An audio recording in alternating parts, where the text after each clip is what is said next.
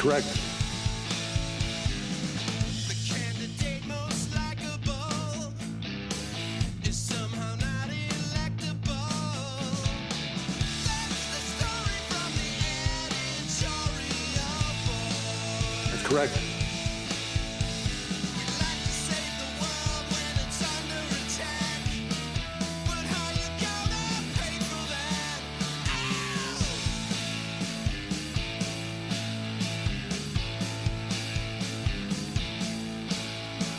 When people want proof that the world ain't flat, we'll just give them their money back. Oh yeah!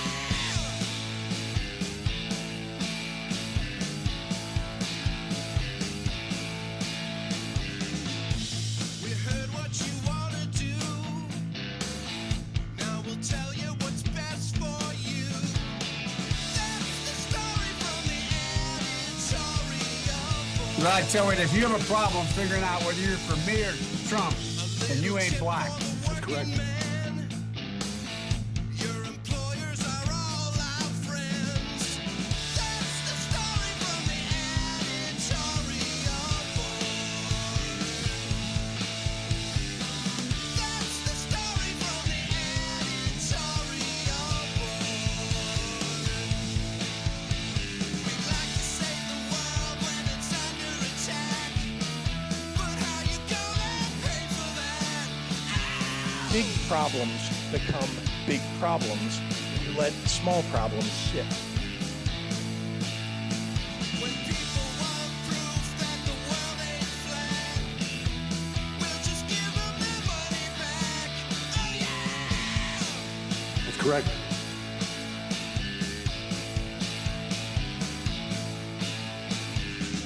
That's the story from the editorial board.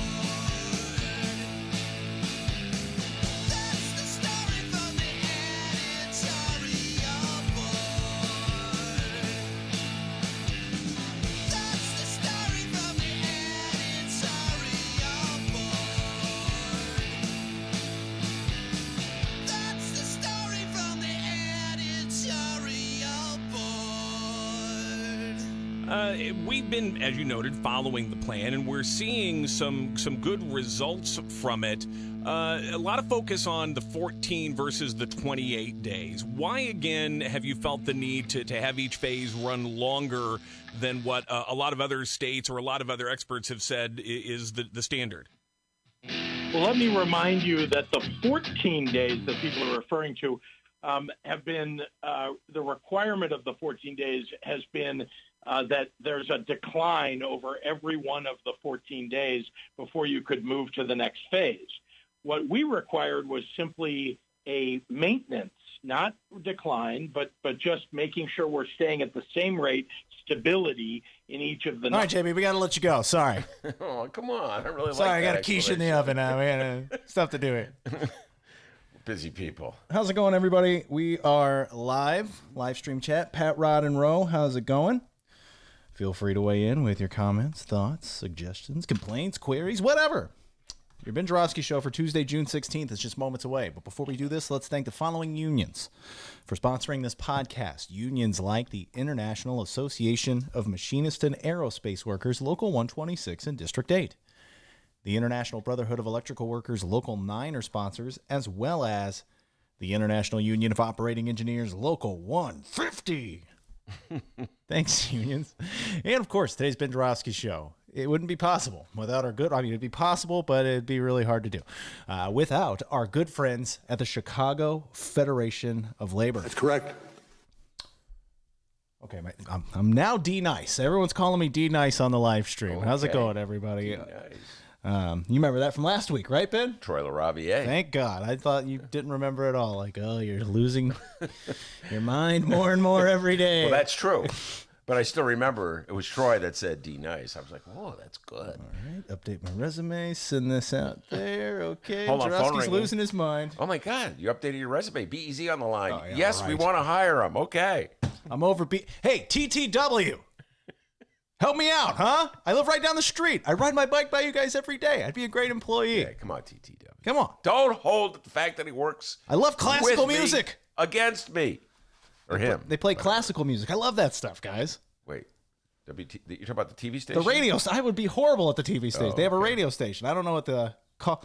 I think it's WFMT. Okay. Don't quote me on that. Yeah, and hey, hire me, huh? How about that? I don't even know the damn.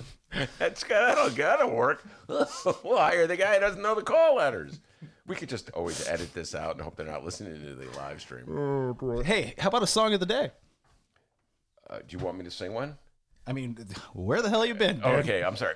Well, I'll tie this into what we're doing. This is one of my greatest hits of the 70s. I used to go to parties. Da, da, da. Woo. Yeah. Sweet. You recognize that song? No. Marvin Gaye.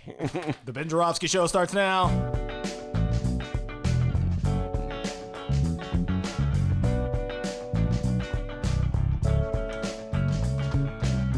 It is Tuesday, June 16th, and still live from Ben's attic. This is the Ben Joravsky Show.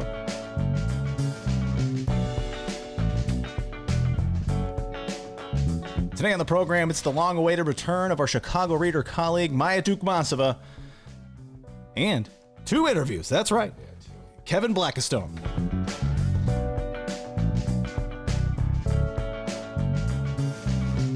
And now your host, Chicago Reader columnist Ben Joravsky. Hello, everybody. Ben Joravsky here. We're calling this Neil Gorsuch Tuesday, and here's why.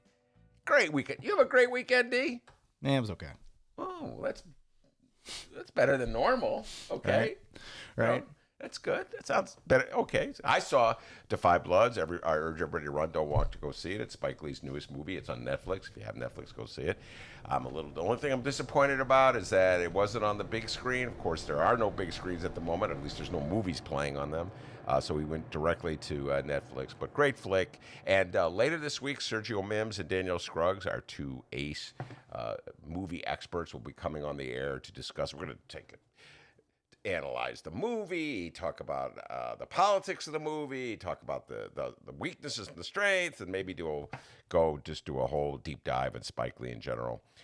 Big fan of Spike Lee. Anyway, so that's what I did this week. This weekend, I woke up Monday to the sounds of cheering. Well, metaphorical cheering, that is. I saw a headline on my phone. Landmark decision protects LGBT workers. The Supreme Court made a ruling that said it was no longer legal to discriminate against people based on their sexual preferences. Yay for our teachers! Yay for our teachers! Bruce Rauner. Yeah, I don't know if Bruce Rauner was excited by that ruling. Bruce Rauner is, Republican. Anyway, I mean, did you hear him? Yay for our teachers! Yay for our teachers! Sounds thrilled. Yeah, he's thrilled. Yay for our teachers. Meanwhile, he's trying to destroy the entire profession. Anyway, forget about Bruce Rauner. By the way, who does he say yay for next? After that, do you remember, D? Test your memory. And Burke. Very good. Look, it's a brain on Brad. Anyway, so I figured that the ruling must have been a 5-4 ruling. I figured that the 4 Democratic justices lined up in favor of extending. Number 4. Sorry, just testing out my equipment here. That sounded good. Yeah, I said 4, right? But I'm not doing a list. But if you want, I'll do a list. Number 1. So I figured the 4 Democratic justices were lined up in favor of extending rights to LGBT workers. I figured the 4 MAGA hat wearers went the other way, just following orders from Donald Trump. And then I figured, Chief Justice John Roberts was the swing vote, the deciding vote. That was just like he was with the Obamacare vote, the decision that went down a couple of years ago. So anyway, I clicked on the story, and what do I find? To my shock, my amazement, my surprise, it was a 6-3 ruling, or as they would say if I had radio trading, the ruling was 6-3. Yeah, 6-3 ruling. I was very surprised. Yes, John Roberts went with the Dems, but here's the shocker that everybody's talking about ever since. Neil Gorsuch went with the Dems as well. In fact, it was Neil Gorsuch who wrote the decision and who wrote the following sentence. I will now read it. I'm going to pretend I'm a justice on the bench. Here. The quote's in order. That's my justice on the bench imitation, D. Quote, an employer who fires an individual merely for being gay or transgender defies the law. Justice Neil M. Gorsuch wrote for the majority in the 6-3 ruling. Wow. I didn't see that coming. Let me just remind you, Neil Gorsuch is the justice nominated by Donald John Trump. He is the justice that Donald John Trump selected to fill the Scalia vacancy, and that was the vacancy that existed courtesy of Mitch McConnell, Senator Mitch McConnell, leader of the Republicans in the Senate, who refused to give Merrick Garland a hearing back in, what was that, 2015? Mitch McConnell, thank you for dropping in. What's your thoughts on Neil Gorsuch? Hold that thought. It's a good one. Anyway, so as you recall, Mitch McConnell refused to give a hearing to Merrick Garland, who was Barack Obama's nominee. And I believe they call it the ha-ha principle of justice. It's a position that goes like this. Ha-ha, we're going to do whatever we want to. Anyway, that was... That's not a nice one. Well, that's kind of what Mitch McConnell did. He's like, I'll do what I want. F you, Barack Obama. Let the people decide.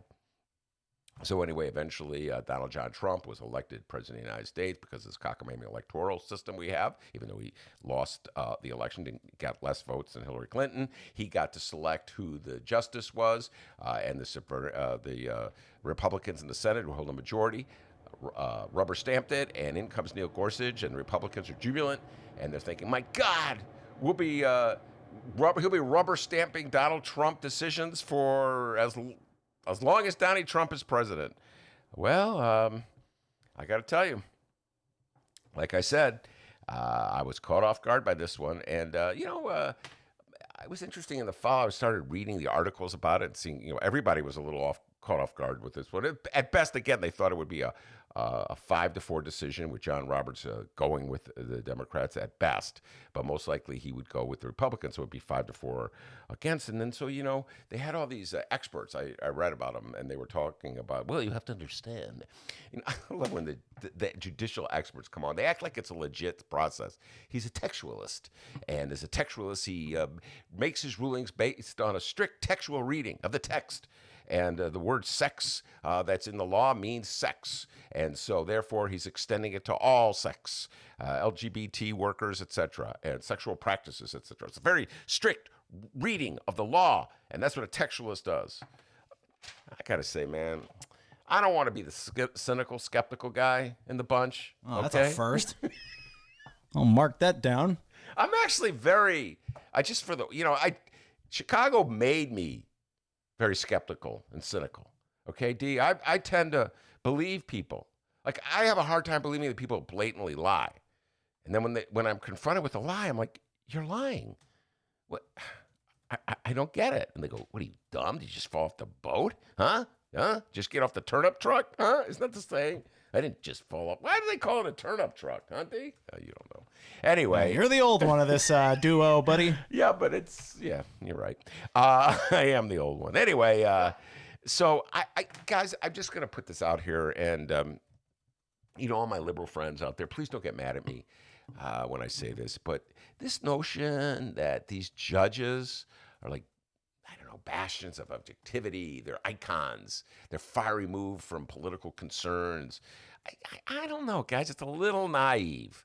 Judges are political animals. They wouldn't have made it this far in the process if they weren't political animals. I mean, they're part of a political process. That's why they're nominated by politicians to fill these slots, because they are part of the process. They're in the mix. And, and then even once they're in the mix and they're supposedly objective judges on the bench, they still have lives. They're still human beings. They still go home. They still have, wives or husbands with political views that they discuss at the table. You think I'm sorry, I am not allowed to discuss that because I'm considering. And I don't think that happens. They have kids, who are going to make comments on them. They read the newspapers. They see the TV shows, the commentary on TV shows. So, they're influenced by things outside them, and there's political considerations. It's not just strict reading of the law. I know that sounds really cynical, but they're political animals. So in this particular case, my theory is this. Neil Gorsuch and John Roberts represent more or less a rational, I have that in quotes, part of the Republican Party that's thinking of a time when the MAGA hat one will not be ruling the party, when the party won't be like some strange cult dedicated to a lunatic, which is what the Republican Party is right now, with the exception of a few people like Mitt Romney, for instance. I can't think of anybody else right now, but maybe our listeners can help me out if there's a Republican other than Mitt Romney out there right now. At least a senator who is not just blindly dedicated to Donald John Trump. I guess Tim Scott of South Carolina is sort of borderline on this one, but not many of them. Anyway, so by and large, the Republican Party is wedded to Donald Trump, and they're willing to go off a cliff for him. But Gorsuch and Roberts are thinking of a time maybe in the next 4 years, please, where the Republican Party will not be led by Donald John Trump. I'm not a doctor. There you go. And thank you for that. But you're going to give medical advice anyway, like take this bleach. It'll help you with COVID-19. I'm not a doctor. Thank you.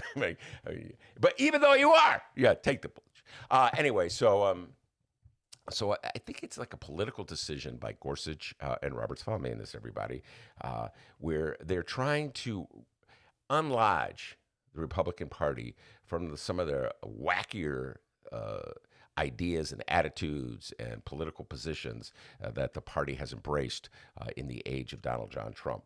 And one of them has to do with this interesting definition of liberty. So Republicans are always going around espousing their right to liberty. It's a big word for Republicans. Liberty, liberty, liberty. The Operation Gridlock people, remember when they showed up to protest in Michigan and Madison and Springfield and in Chicago? They talked about liberty. They have the liberty. We have the rights that we cannot be, a government cannot come in and tell us what we can do, this, that, and the other thing. We have liberty, okay? That's their belief. So they have, for instance, believe in the liberty of a baker not to sell wedding cake for a gay marriage. It's his liberty. That's his right. On the other hand, somehow or other, their definition of liberty enables the government to say that gay couples cannot be protected from discrimination in the workplace. Nope, sorry. So somebody has the liberty not to serve a gay couple if it's his bakery, but the same couple does not have the liberty to work. Okay, I guess that's their definition. It's not so they don't really believe in liberty. They're called what I call cafeteria libertarians. That means they pick and choose what liberties they believe in. So, for instance, they have a First Amendment right to say whatever they want, no matter who they insult. But Colin Kaepernick, of course, does not have a right to take a knee. I missed the Sun-Times cafeteria. It was good. They had snacks. You can hang out there. Okay, it's kind of not the point, but thank you for weighing in on that. So cafeteria libertarians, they pick and choose what they want, and John Roberts and Neil Gorsuch have decided that, it might be a good idea going forth if the Republican Party is not tied to the MAGA hat creature and prepare for a life afterwards. In other words, it's a very political decision. I do not believe it's anything having to do with a fine reading of the law. These are politicians. These are political animals. I made this point to my wife today or last night. I made it twice, actually, in conversation. And she said, well, I don't care why they did it. I'm just glad they did it. To which I say, amen to that. We got a great show today, everybody. 2 guests in the live segment. Yes, we have 2 guests in the live. Oh, my God. Can we do it? Can we handle the phone call? Always the most treacherous moment. Number 2. 2 guests. Bam, bam. Always the most treacherous moment of the Ben Joravsky Show. Only for you. I think it's kind of fun. Oh, Mr. I'm not worried about that, Ben. I have a telephone and I know how to use it. Well, if I pay the bill, By I the can way, use my phone. Great news. The pre-show. Am I allowed to say that? Go ahead. Okay.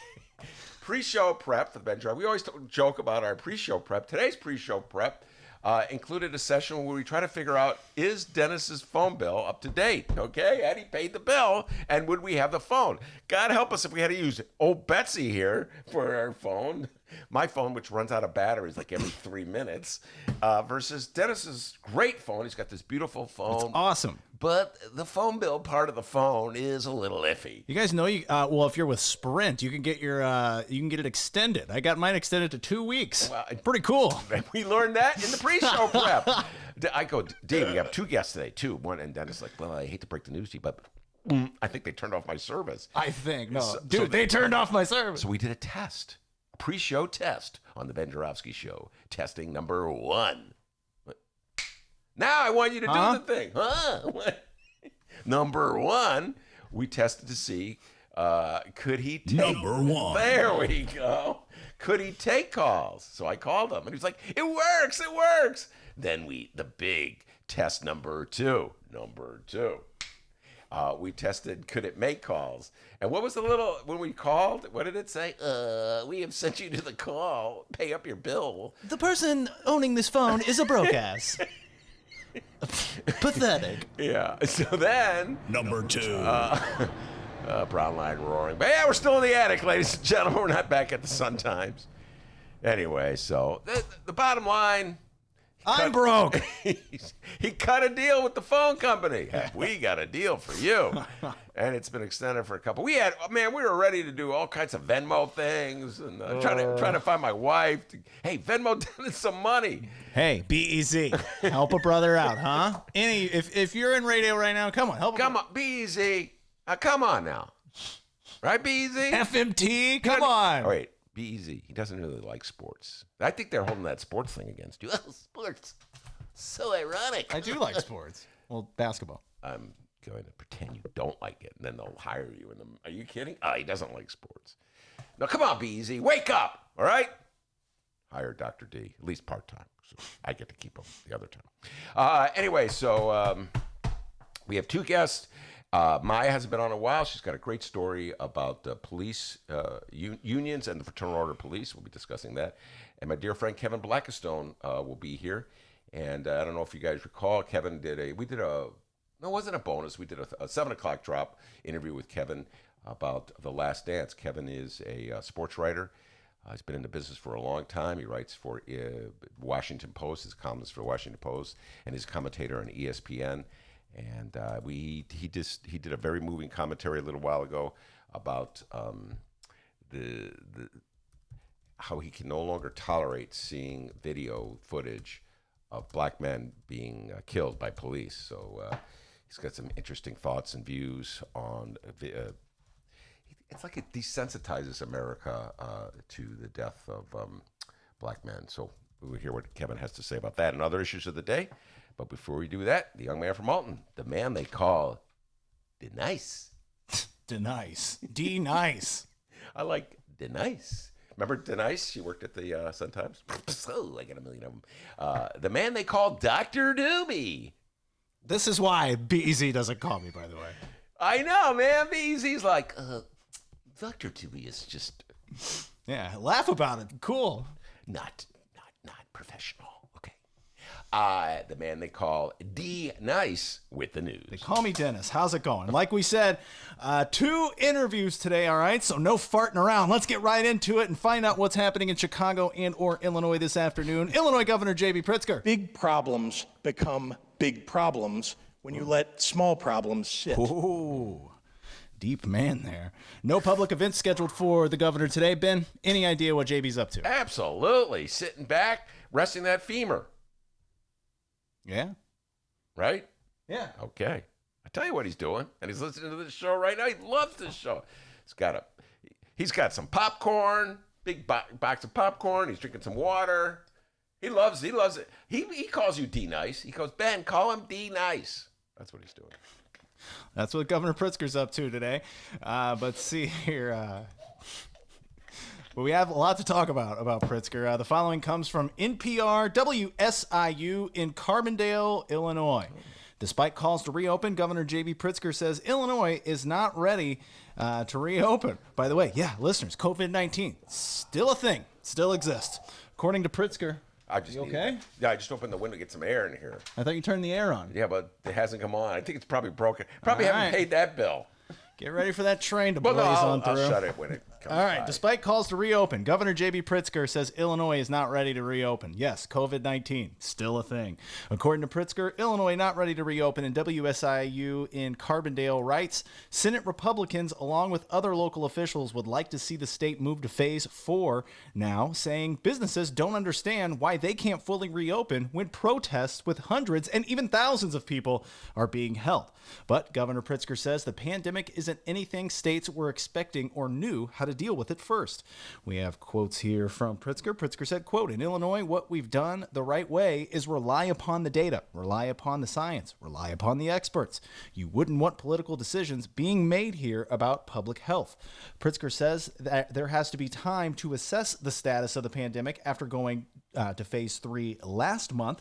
Pritzker continued and said, at the moment, the challenge that we have in the state is each time you move from one phase to another, you need to take a measure of all that reopening. Well, what's the effects on hospitalizations, on cases, on deaths? Under the governor's Restore Illinois plan, the earliest the state could move to phase 4 is June 26th. All 4 designated regions of Illinois currently meet the metrics for that to happen. What's phase 4 again? Phase 4 is reopening. I don't have all the details on hand. But you can sit in a restaurant. Yes. And we can go to movies. Oh, good. I'm really waiting for going to movies again. Yeah, this is a gotcha lawsuit by the Republican Party. I actually I read a good chunk of the lawsuit before we. Whoop! Hold on, train. Hold on. Here we go. Whoop! Train goes by. Hold on. And train's almost gone. And now, open window. Maya and Kevin Blackistone coming up today, guys.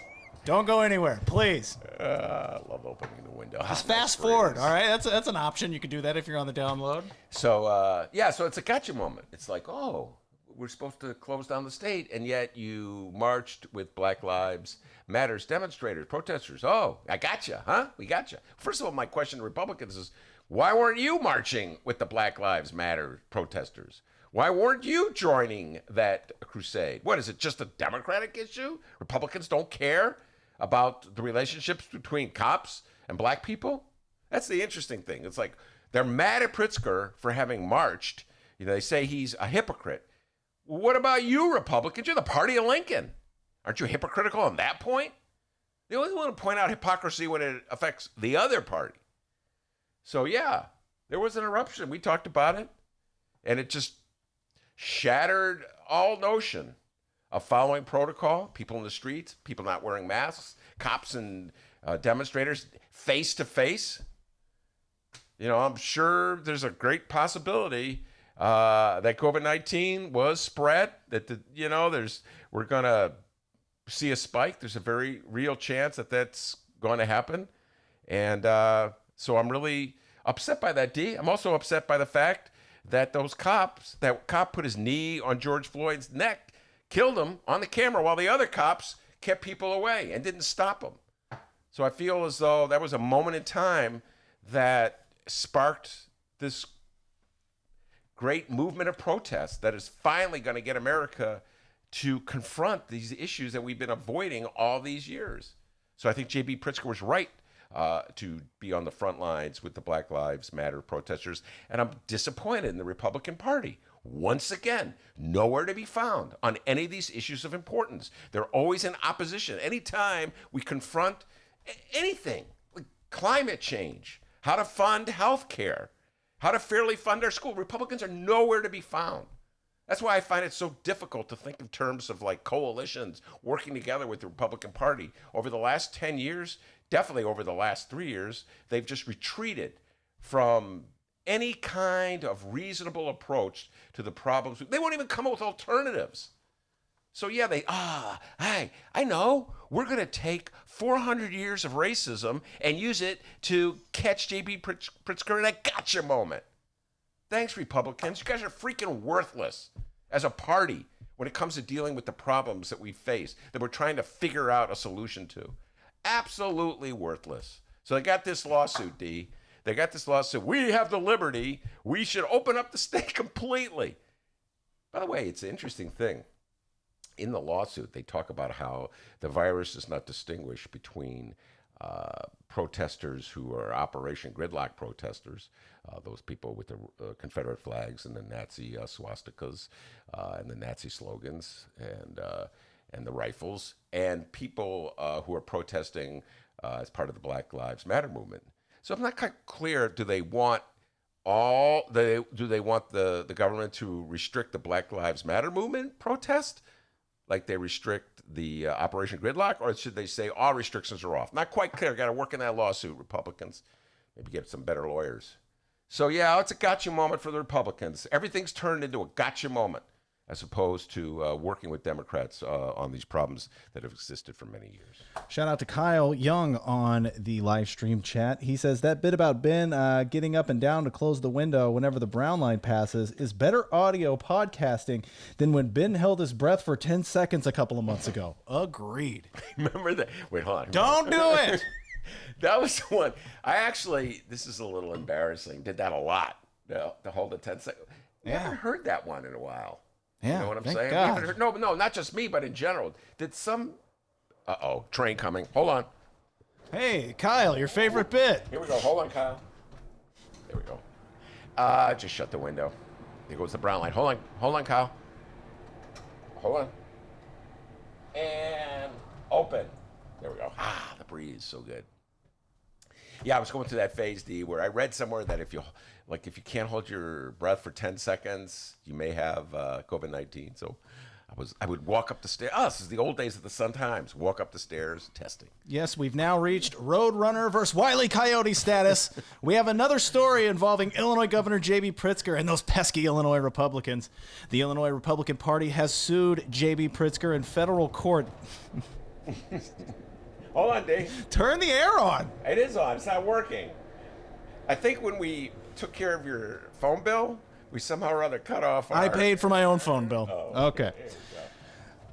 The Illinois Republican Party has sued J.B. Pritzker in federal court. This was on Monday, and the Illinois Republicans are seeking an exemption from the 10-person limit on public gatherings in the governor's May 29th executive order.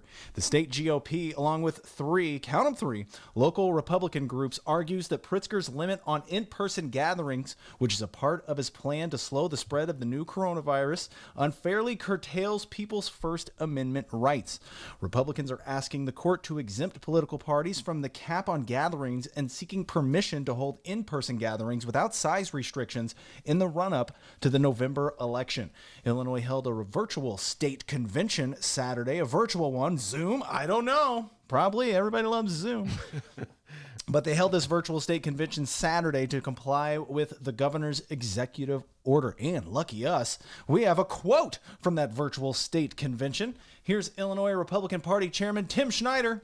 Tim said, quote, "Last week, the governor's double standard was on full display as he defended, joined, and endorsed large gatherings that violate his very own executive orders. It's clear the governor keeps one set of rules for the people in politically advantaged photo ops and another for the rest of Illinois."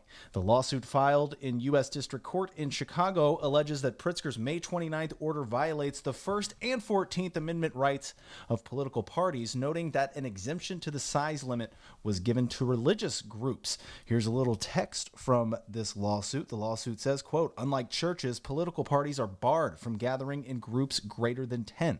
And unlike protesters against police brutality, they have not been given an exemption based on his sympathy, recognition, and participation."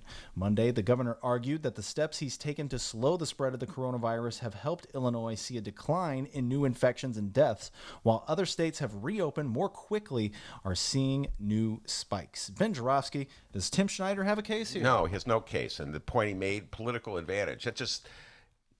That little phrase right there. Again, Tim Schneider, Republicans in Illinois, absolutely worthless on the issue of police relationships with black communities. So what they've done is taken the Black Lives Matters protest and made it seem as like somehow or other there's an advantage. Black people are getting a break. Oh, the state of Illinois, society in general, treating black people better than white people. That's what he's effectively saying. That's what, they have a political advantage. Oh, okay, Tim Schneider, I'll tell you what, why don't you flip for a year, maybe just a month, a week. You become a black person, and see if you have a political advantage over what you have right now as a white man in America. See, that's my point with the Republican Party. It's all gotcha moments. It's all trying to stir these thoughts in white people's brains that somehow or other they're a persecuted minority, that like it's against them. The rules are against them. I've been hearing this my whole life. This is the backlash. And there's generally a backlash that comes when black people take to the streets to demonstrate just for basic rights. So just the notion that there's some kind of political advantage to being a black person in America right now is so absurd and ridiculous that Tim Schneider really should think twice before he asserts it. If the Republican Party wants to join the conversation and come up with some kind of meaningful legislation to deal with this very real problem, I welcome it. But right now, all they're interested is gotcha moments to try to save the campaign, save the re-election campaign of one Donald John Trump. All right, moving on. Chicago Mayor Lori Lightfoot. Apologies to all the Aries. But if you stay at home now, maybe you can celebrate with the Geminis later. Got it down, man. No public events scheduled for the mayor, but trust me, we have plenty to talk about, and I know Ben will be discussing a lot of this with our Chicago Reader colleague Maya Dukmasova. But with the little time we have left, let's talk about the mayor's plan to reopen the city. And if you like boozing it up and hanging out on the lake, oh, did you have a good day on Monday? Chicago Mayor Lori Lightfoot on Monday announced plans to reopen the city's lakefront and area bars, but with some changes and new restrictions in place. Beginning June 22nd, a.k.a. Monday, the Lakefront Trail will be open east of Lakeshore Drive from 6 a.m. until 7 p.m. daily, but constant motion will be required. Beaches... Wait, 6 a.m. to 7 p.m.? Daily. Okay, go ahead. But constant motion will be required. Dancing? Everybody dance. Beaches and parks east of Lakeshore Drive will remain closed, however. The 18-mile Lakefront Trail will be open for exercise and transit only, and no other recreational activities will be allowed, the mayor's office said, stating Chicagoans must abide by a, quote, keeping it moving strategy. We're only walking, running, biking, and don't worry, rollerblading will be allowed. Okay, what if you just like stop to tie your shoe? Oh, we're throwing you in jail right now. I suggest getting Velcro, people. Yeah. Slip-ons or Velcro. No laces. Don't keep moving. Move it. Move it, Granny. What if you got a stitch in the side? You got to sit down. Get up. I tell you what, she's tough, Lori. Like, you know what's weird? Look, I know I'm heading into Republican country here, talking about this. Come on and join their convoy? Schneider. Tim Schneider from the Republican Party. I've thought things through, and there's a disadvantage to being a white man in America. Did you realize that? I'm Tim Schneider. No, the inconsistencies. First of all, 6 to 7. That irritates me right off the bat. You know what I'm saying? What if you work? I mean, you know what I mean? You can't go to the lakefront? Night walkers, done. It's like, I don't know, dragging it out. I want to point something out, D. You know, we talk about inconsistency. I'm going to point something out to you right now. Don't let... Whoa. What is that? That's my phone. Just keep going. Don't let... What you said? I was like, don't let Lori Lightfoot know this, but in Evanston, the lakefront is open. And as such, I've been known to go to Evanston and walk along the lakefront, walk to the beach, be on the beach, D. Don't let Lori Lightfoot know that, okay? Uh-oh. Her control does not extend beyond Howard Street. So you go to Evanston, you walk along. Please, people, don't do as I do, okay? So I don't get this. So Evanston, follow me on this, the lakefront is open, has always been open. They never shut it. But the library is closed. Can't use the Evanston Public Library. It's closed. Here in Chicago, the lakefront is still closed. They're going to open it up with all these limitations. But our libraries are open. At the risk of sounding like a Republican, Dennis, explain that to me. I'm out. I don't get it. Look, I'm going to give everybody a break here. Everybody's struggling, right? Everybody's trying to do the right thing. And Lori's got this thing about the lakefront. Mayor Lori Lightfoot's got this thing about the lakefront. I think they must have done some kind of polling and showed that people really loved it when she took that strong stand, particularly in the north side. We love Lori Lightfoot. Close the lakefront. They love it when she talks stern. I'm going to arrest you. So so they're gonna open it up. Makes no sense. You got to keep walking. You can't stop. You got to learn how to drink water and walk at the same time. Don't get old, okay, people? Don't get old. Here's my recommendation, because it's the older you get, and I say this is an old person. Sometimes it's harder to drink water and walk at the same time. Did you know that, Dave? Well, you're not old. Sometimes you have to stop. Keep moving. Anyway, it's ridiculous. And the 6 to 7 part is ridiculous. I don't know why they're cutting it off at 7 p.m. Oh, we got a stander. We will shut you down.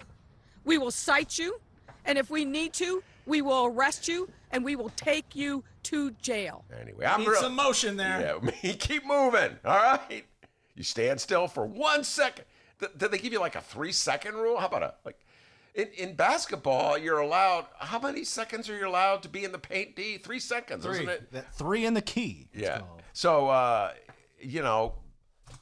don't we have the 3-second rule like in basketball? You were a point guard in high school, Lori Lightfoot. Come on, give us the 3-second rule, okay? You're allowed to stand for 3 seconds. After that, whistle, and the ball goes to the other team. But then there's the 5-second defensive rule. Make it 5 seconds for the defensive rule. Go. Have fun, lakefront lovers. That sounds like a good time. Yeah, just keep moving. Keep moving. Rawhide. Hey guys, we're done. Coming up after this break, we're going to talk to Maya Dukmasova, the Chicago Reader. Don't go anywhere. It's the Ben Joravsky Show. We are live from Ben's house.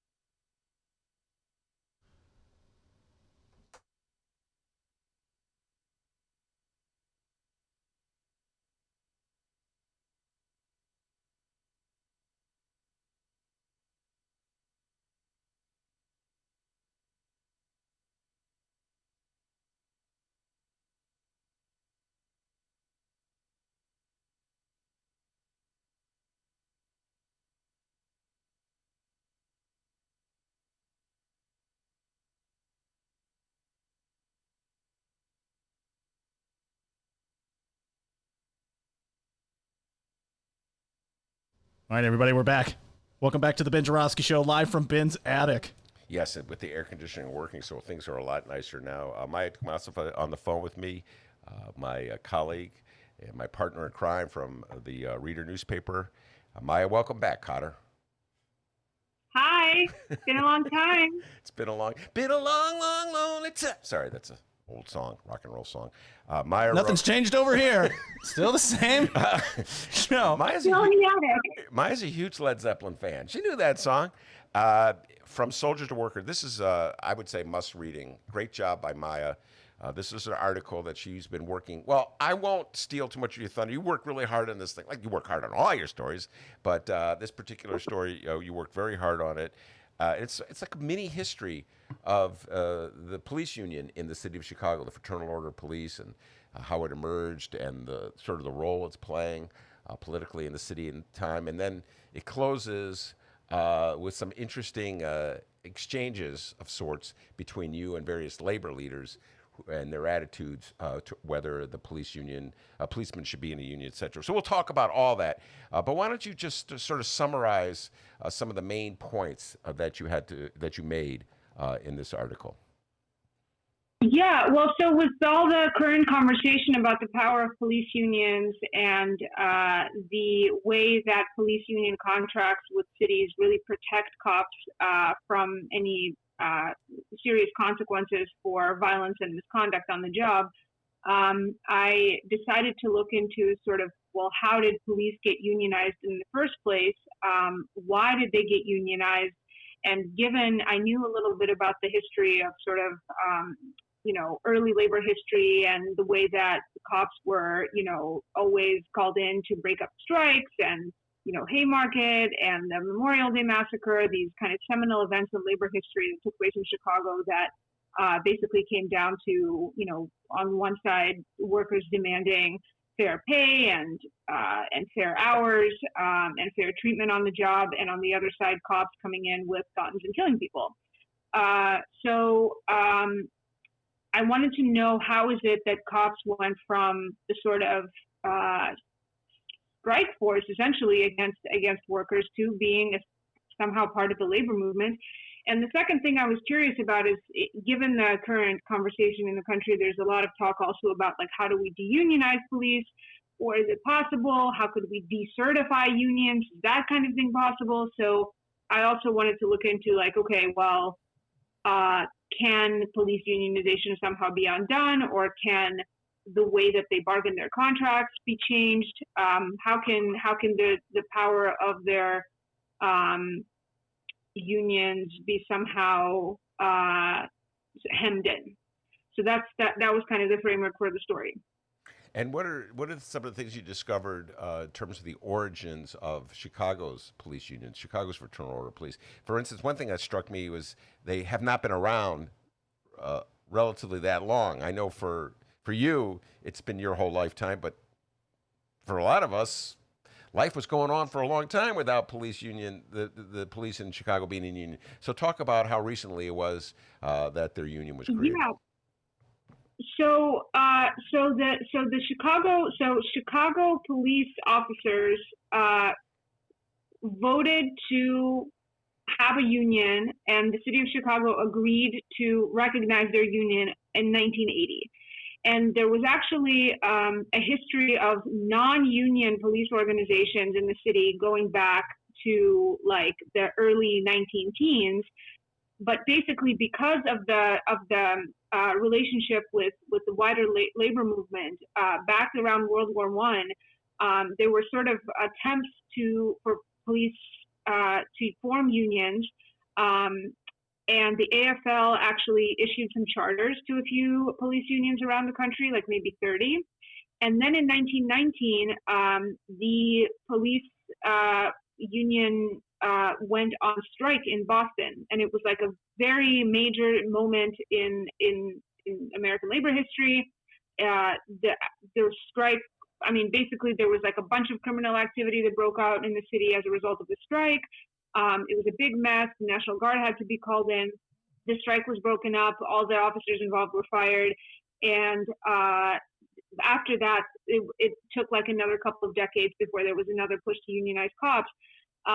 But basically in Chicago, and not just in Chicago, but across the country, there were these kind of internal organizations, sort of like,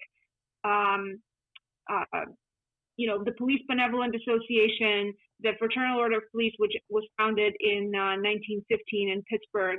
And also like local groups, like in Chicago, it was like the Chicago Police Association, later on the African American Patrolmen's League. So these were sort of like groups within the department that drew dues from members, that advocated for better pay, that did charitable work, that essentially some of these organizations, a lot of these organizations ran their own publications for cops.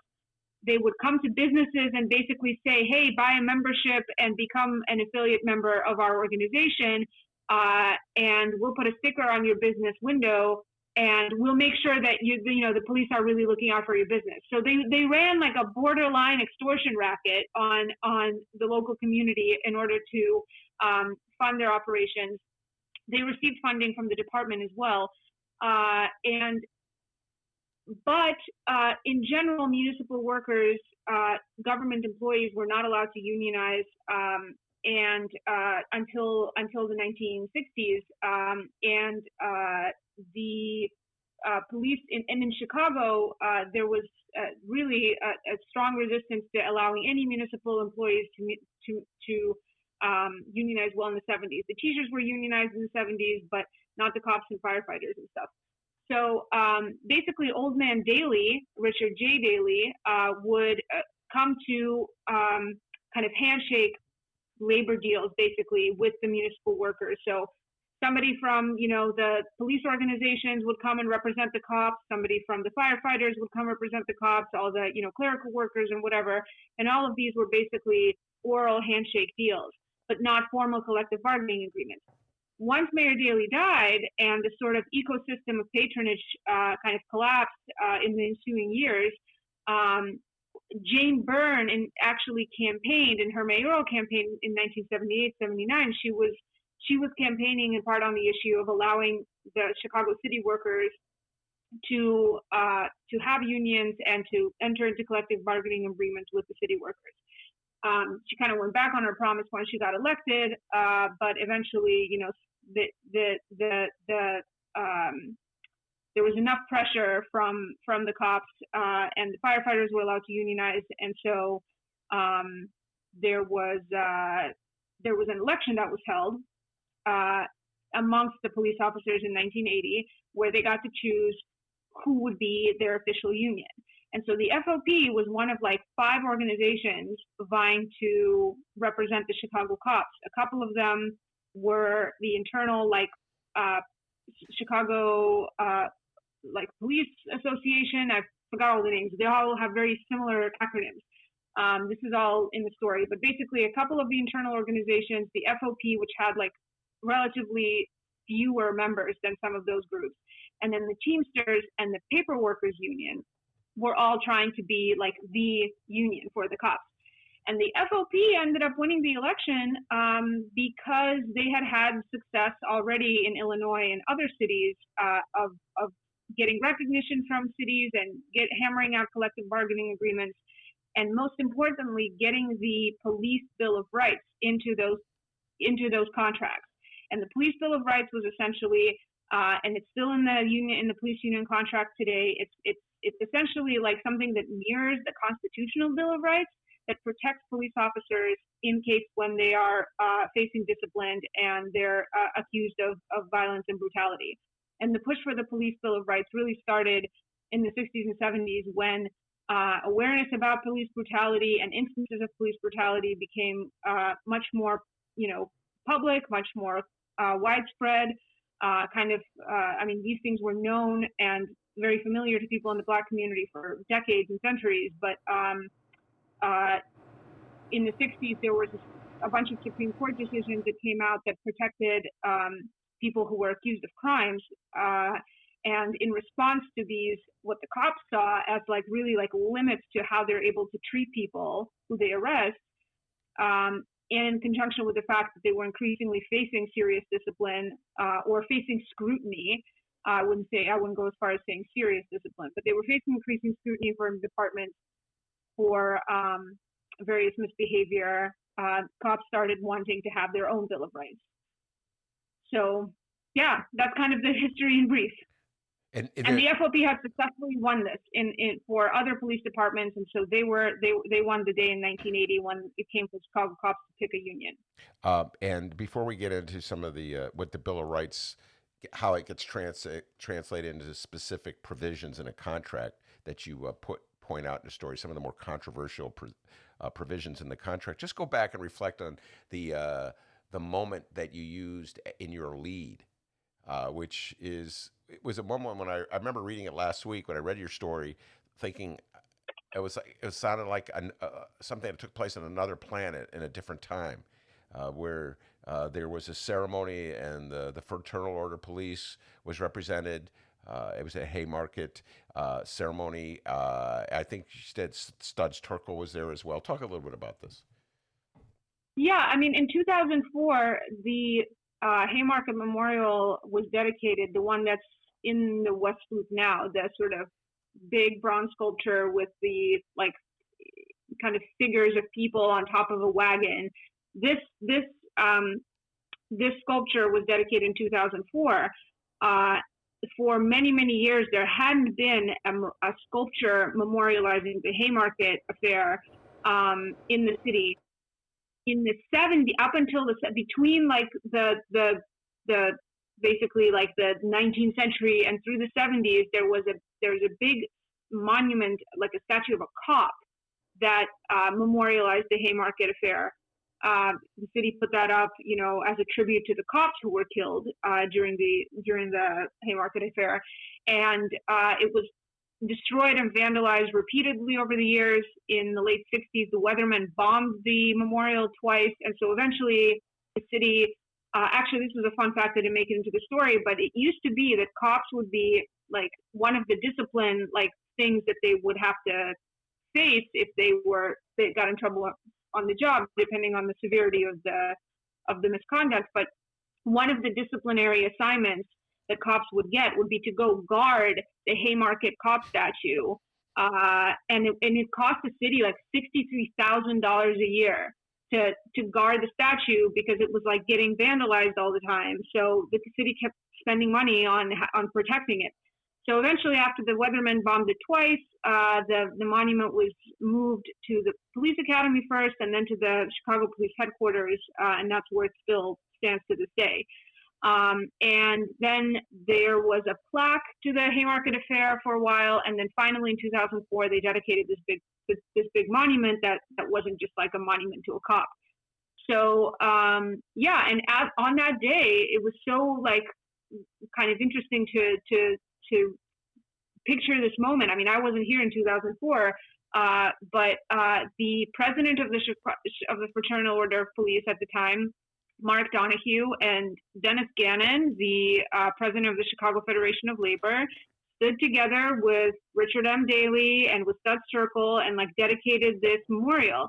And I thought that might be an interesting way to enter into the story, because it's like, how did we go from an event in which cops had, brutalized these workers who had been striking? Then there was this sham trial that ended in death sentences for a bunch of people who were convicted on very scant evidence. How do we go from that to the president of the CFL and the police union dedicating the statue together? Yeah, and then I've looked where we are right now. The Fraternal Order of Police is really alienated from most people in the city of Chicago. The head of the Fraternal Order of Police, big time Donald Trump supporter, and as I always point out, Donald Trump is perhaps the most despised elected official by residents of the city of Chicago. I think 88% of the people in the city of Chicago voted against him. So the Fraternal Order of Police, at least in terms of the political choice for who they really love and admire, at least the head of the Fraternal Order of Police is far alienated from the people that they're policing.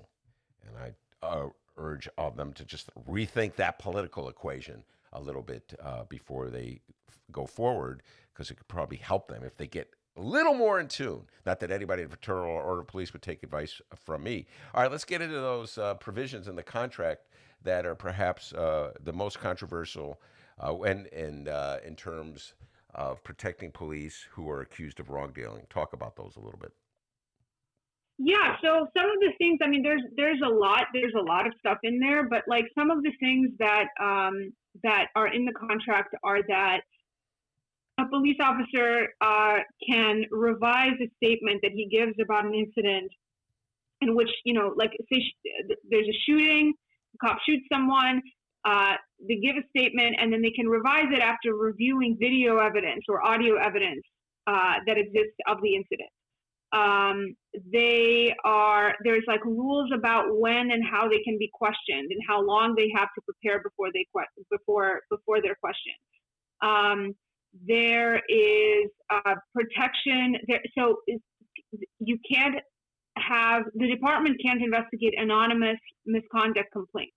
So if there's in order for a misconduct complaint against the cop to actually be logged, there has to be an affidavit from the complainant, and the name of the complainant is shared with the officer that's being investigated. So you can imagine how much that dissuades people, regular ordinary citizens who might submit a complaint, who might have a bad experience with a police officer. If they have to give their name, if they have to sign a legal document, that they're what they're saying is truthful. And then they have to share their name and address, and then the cop gets that information. So there's all kinds of sort of rules in there that make it so that people are discouraged from filing complaints, and then if there are complaints filed, then there are all kinds of layers of protections for the cops from facing discipline for those complaints. And the investigative process itself gives cops, if you think about cops as like defendants in some kind of internal justice system, there is such a tremendous amount of leeway that's given to them, like something that's way beyond what criminal defendants get in the criminal justice system. So when a cop is facing some kind of misconduct allegation, or killed someone on the job, or hurt someone on the job, they get a layer of benefit of the doubt and protections that are just like unimaginable for a criminal defendant in our system. Yeah, these are provisions that Mayor Lori Lightfoot has said that she wants to change, to amend in the contract with the Fraternal Order of Police, and that'll be interesting to see. But here's the problem, and I get into the story a little bit. She can say that all she wants, but if the contract goes to arbitration, none of that is going to happen. And this is something that I think is really important for people to understand. I did a whole story about how police contracts go into arbitration, what happens in arbitration a couple of years ago. And so this is linked in this piece as well. And I mentioned this issue, but essentially if negotiations are at a standstill, the union is allowed to ask for interest arbitration to happen. And in that case, the contract then passes out of the process of give and take bargaining, where, the cops say, we want this, and the city says, like, no, we're not going to give you this, we'll give you this instead. A kind of give and take process. Instead of that, the entire process is shifted into the hands of an arbitrator who's supposed to be a neutral third-party person that will evaluate what both sides want and pick like a middle route and make a decision that somehow in a little bit giving something to both of them or nothing to both of them. And the arbitration process, I interviewed in that story that I did a couple of years ago, I interviewed someone who had been an arbitrator with the FOP contracts before, and he described this as being like an inherently very conservative process. So nothing groundbreaking and new is going to come out of a contract that's finalized in an arbitration, because the other thing the arbitrator has to do is decide whether the thing that each change that's being made is sort of in line with the spirit of the prior contract. So the prior contract sort of sets the precedent. So if you're looking to massively overhaul the scope of the police contract, it's not going to happen if it goes to arbitration. And it's the union's prerogative to demand their arbitration. So Kevin Graham, the former president of the FOP, had already put in an arbitration demand back in December. Because remember, their contract expired in 2017, and they haven't had a new contract since. They've been supposedly negotiating ever since then. So Graham put a demand for arbitration in December. This new guy, John Catanzara, wrote on the FOP website in a memo to the membership that he's going to go back to the bargaining table and see if they can get something done kind of with new leadership in the room, but he's not withdrawing the arbitration demand. So he's still keeping that option on the table. And three of the last four FOP contracts were decided through arbitration. So especially if they feel like there's going to be some pressure to massively change something in their contract, they're going to take it to arbitration.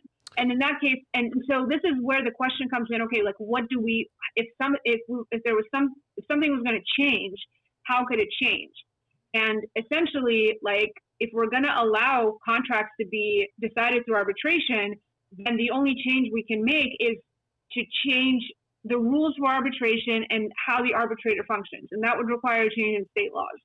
And in this entire movement that we see in this moment, that conversation, I haven't heard it anywhere, because this is so kind of in the weeds and esoteric, and a lot of people don't know about this. But essentially,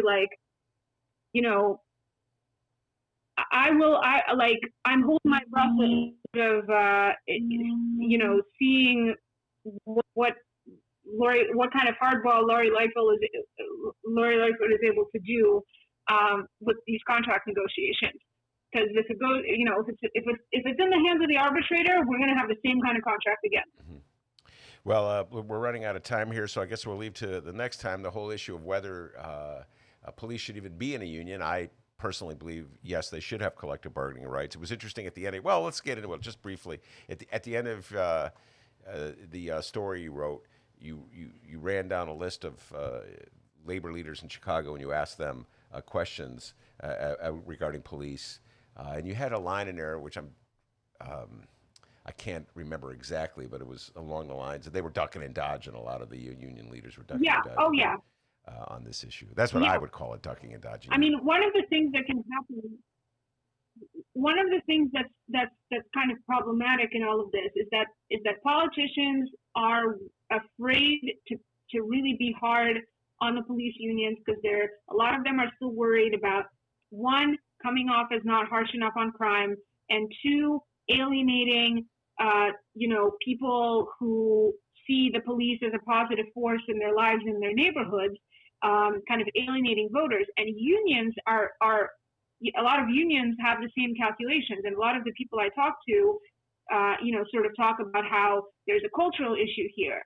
If you've got the nurses union or the teachers union or whatever, union leadership has to be very careful in how they talk about this because tons of their members may be married to cops or related by family to cops or live in the same neighborhood as cops.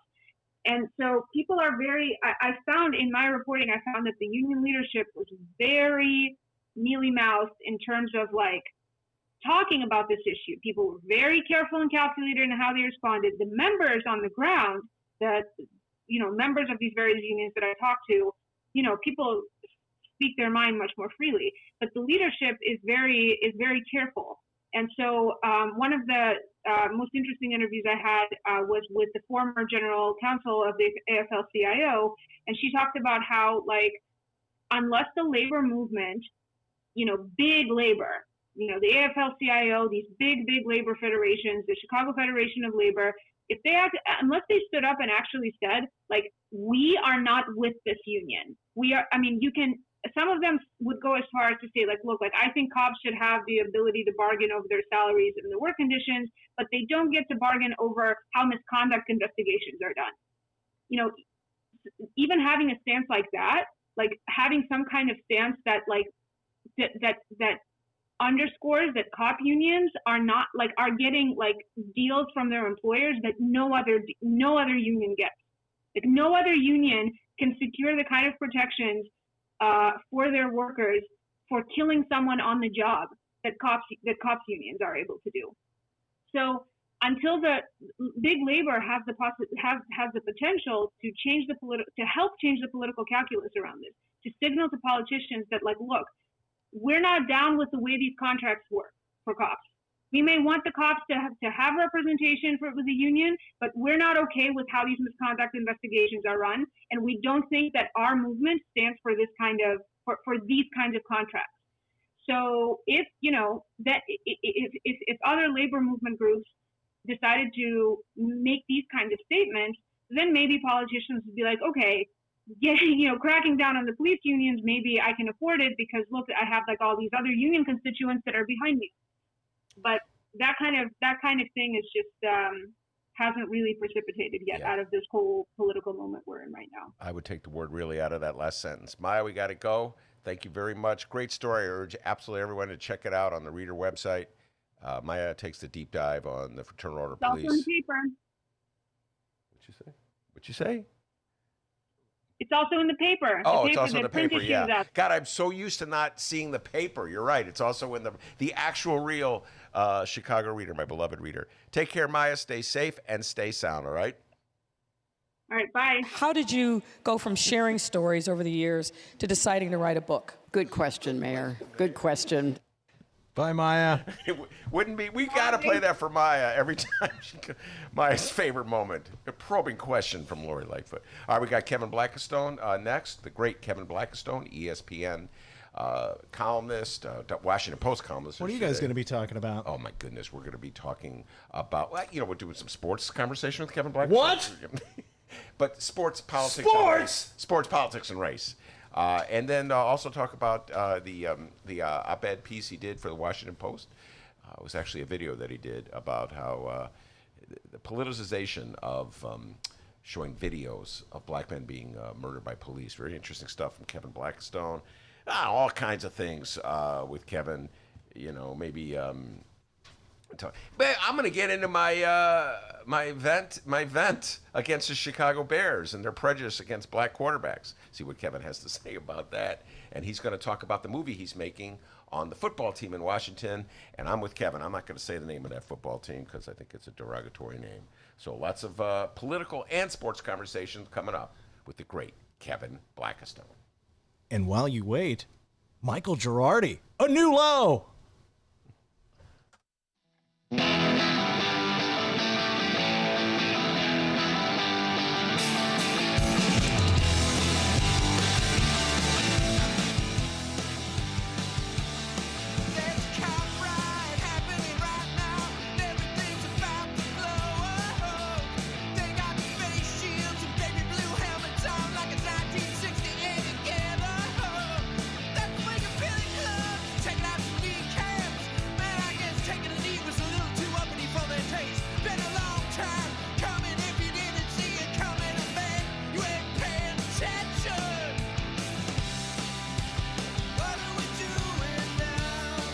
Correct.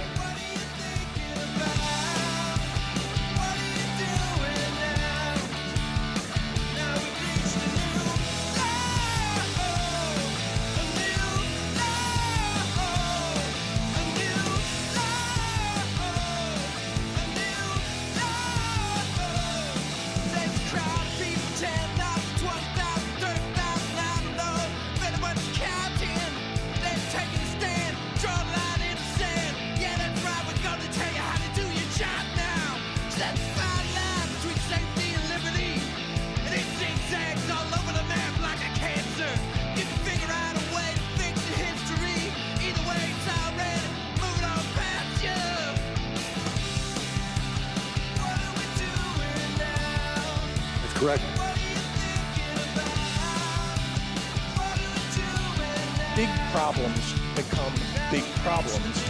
You let small problems sit.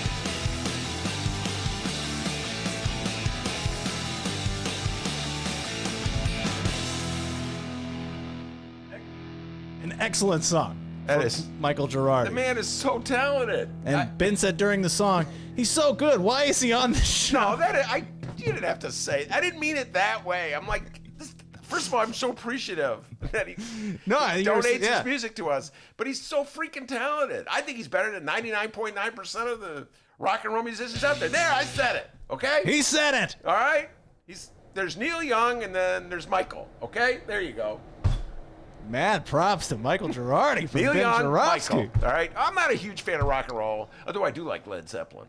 But as far as I can tell, like when it comes to social protest, Neil Young, Michael, and then old Bob Dylan. There you go. That's the list. Well, let's find out if our guest makes any music, plays guitar. Kevin Blackistone. We're going to call him up here. Here we go. I love this moment of the Ben Joravsky Show with Dr. D. You think he's scared? You think? Hey, be easy. Are you paying attention to this? This guy's got the big phone out there. He paid his bill. All right, everything's... And now it's ringing. Oh, I'm ringing. Great commentary, Ben. He's not afraid. Dr. D knows how to handle that phone. And we wait. Well, maybe he doesn't recognize my hillbilly downstate phone number. I'm going to text him that we're calling him right now. Calling now. He might... Who's this? Your call has been forwarded. Oh, that lady. I heard a lot of that lady today when I didn't pay my bill. All right, let's try. I just texted him. So we'll try again. I like this part of the show. It's fun. It's a favorite part of the show. That and when the train goes by and the windows open. Hey, while we got this time, we want to remind everybody, go check out our Benny J bonus interviews, all right? We have a ton of content. Over 500 episodes of the Ben Joravsky Show for you to download. Unbelievable. Yes. Go check it out, both Chicago Sun-Times and Chicago Reader websites and wherever else you download your favorite podcast. We had a brand new batch of Benny J bonus interviews. Whoa, that was a tongue twister. A brand new batch of Benny J bonus interviews up this weekend. Ben, who were they again, if you can remind us? Okay, now this is tricky because I'm going to have to remember who we did last week without confusing them with who we have coming up, okay? Because we're the hardest working show in show business, all right? Hey, JB said it. Big problems become big problems when you let small problems sit. Don't let those small problems sit, and let's find out what shows are coming up. Okay, first of all, last week we dropped them. That's a radio, a podcasting term. Dennis figured out how to do it. I still haven't figured it out, but he knows how to set it up so it falls. Boom. Man's a master. By the way, BZ, you hear that? The guy knows his stuff, all right? Knows how to make it drop, okay? Yeah. Anyway, Jimmy Coogan, Ace Attorney Jim Coogan, breaks down. Hey, Ben, how's it going? All the legal decisions. We have That's a pretty good Jim Coogan. It's a really good invitation. Police immunity, and we talked a lot of Michael Flynn with him. Tiba Buchanan and David Seaton, radio personalities at WVN, come on for the deep dive on all the political issues of the day. And then Del Marie Cobb. Del Marie Cobb loved talking local politics and national politics with Del Marie, and she just sort of gave us like a historical view of what the movement against police brutality in the city of Chicago and in the country. Just gave us that long-range perspective that Del Marie provides. Del Marie and I have been around a long time. Love talking politics with Del Marie Cobb. That's that week, so you can hear those already coming up. Yeah, hold on. That's a tease. Hey, coming up. Wait for that, huh? Yeah. All right. Let's see if Kevin answers this time. Yeah. Okay. One ringy dingy. Two ringy dings. He just texted me. Thank God we got more bonus interviews to talk about. Oh, we got time. Plus, I could talk about. Your call has been forwarded to an... I don't blame him. He sees a phone number he doesn't recognize and is not answering. Welcome to my life. Hold on. I'm calling him right now on my phone. Oh, wow, guys. You're getting a lot of bonus material here today, guys. Ben opening the window back and forth. Now him calling Kevin. Hold on. Good times. Here, my phone's working really good here. Shout out to the live stream chat. All of you are awesome. Yes, Steven says, over 500 episodes. Boys, get a hobby. It's hard on me, man. I ride my bike. That's my hobby. All right, let's see here. Hey, Michael Girardi's on the live stream chat. You're the man. Oh. Thank you for everything. He's still not answering? No, he's not even answering me. Interesting. Wow, now, I noticed this is a Texas phone number. Do we have a time zone issue? No, we worked that out. He knows. There is a time zone issue, but I was we've had this, I forget who else, what other guests we had. But actually, I don't even think that was a legitimate excuse with the other guests, but we'll let just that one go. But there's that issue. Kevin is in Washington, but I was very careful, of saying, 3 o'clock your time. All right, we're calling him again. Hey, how about that interview with Maya, huh? That was awesome. All right, here we go. Third time's a charm? Well, let's see. Here we go. All of you on the live stream chat. You guys doing okay? Everything all right? Hello? Hey. All right, Kevin Blackistone. What's Woo! That's correct. Always What's happening? always that moment of fear, Kevin, when we reach out to a guest live on the air. We were doing the live stream. Will it work? Will it not work? But we paid our phone bill, Kevin, and so our phone is working. Pay your phone bill. Very important. You got to pay the phone bill, Kevin. Kevin Blackistone is, among other things, a columnist for the Washington Post. He's a professor of journalism at the University of Maryland. He's a personality on ESPN, and he is a former reporter for the Chicago Reporter, and he's an obsessive sports fan for all sports in the there you go. D.C. area, including the football team, whose name I refuse to say. You will not mention. Yes. That's right. Which is really. That's right. But hey, we have the WNBA champion Mystics right here. Yeah. Yeah. And didn't your hockey team win once? I seem to recall vaguely. Hey, we won once. They won a couple of years ago. That's right. It was a big celebration. Let's count all the people who care. Can't find anyone. I remember when they won, Kevin texted me, our hockey team win. I'm like, who cares about hockey?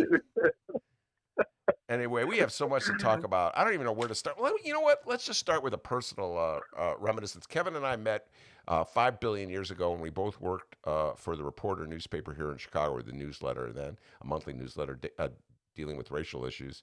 This is back in the 80s. But Kevin always points out, Ben, I'm younger than you. Okay, So yes, he's younger than me, but he's still kind of old, ladies and gentlemen. Ben, I'm still younger than you. And we both met Conrad Worrell, I think, roughly at the same time. Maybe you had met him before then. And he just passed. He'd been on my show.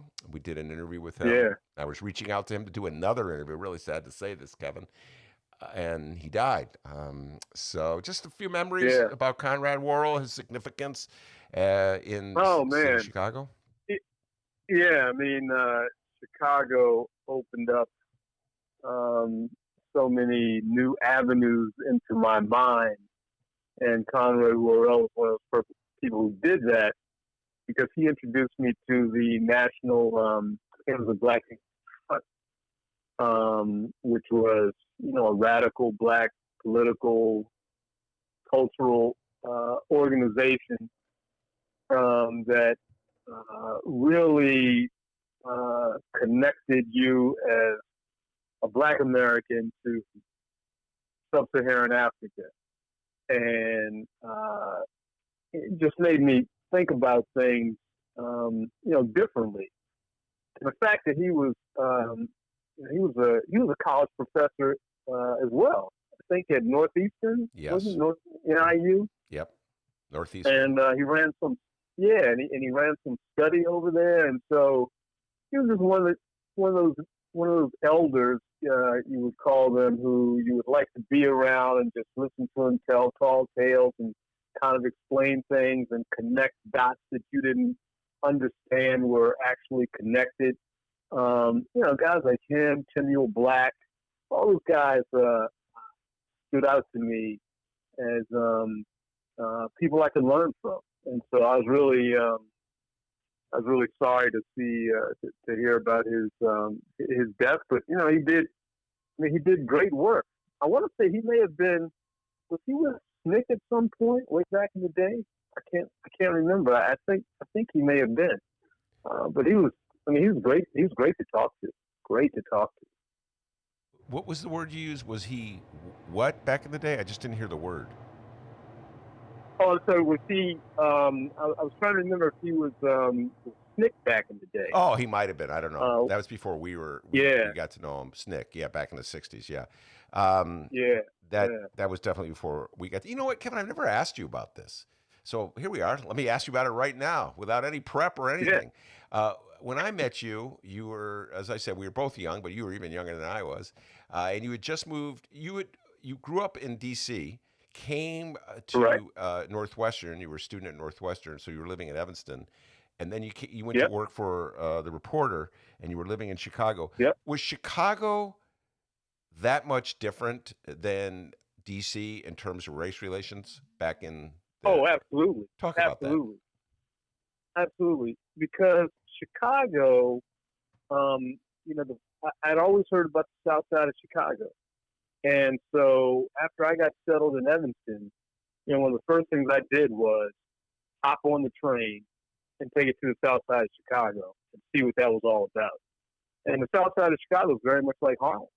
I mean, it was a mini black city, right, all to itself. And one of my roommates, Lauren Taylor, who is now back in Chicago, I think he's got a video company somewhere, but he was a South Sider, and I would go down there with him, and it was amazing because even though you're in this huge part of this gigantic city, Chicago, Illinois, you could be on the South Side and have everyone you interact with be black. I mean, that was amazing. I mean, in Washington, D.C., that was not necessarily the case. Washington, D.C. was not as large as Chicago. And because of the federal government, there was a lot of integration here, I think, was it was a lot deeper. It was a lot more entrenched. But on the south side of Chicago, you weren't necessarily integrated. I mean, and, you saw these black institutions, which you didn't have in D.C., once again, because the federal government's here. This was not a place of industry, right? It was a place of service to the government. Everybody worked for the government or something tangentially related to the government. On the south side of Chicago, you had stores, all the clubs, schools that were all black. You had Third World Books that was being run by Hakeem Adobudi, and I used to hang out in there. That was an unbelievable place. So there were a lot of different spaces on the south side of Chicago that I really never experienced here in Washington D.C. So it was an eye opener. And then the music was unbelievable. It changed my entire approach to listening to music and who my favorite musicians would become. So yeah, I mean, one of the reasons I went to Northwestern was to be in Chicago, and it did not disappoint.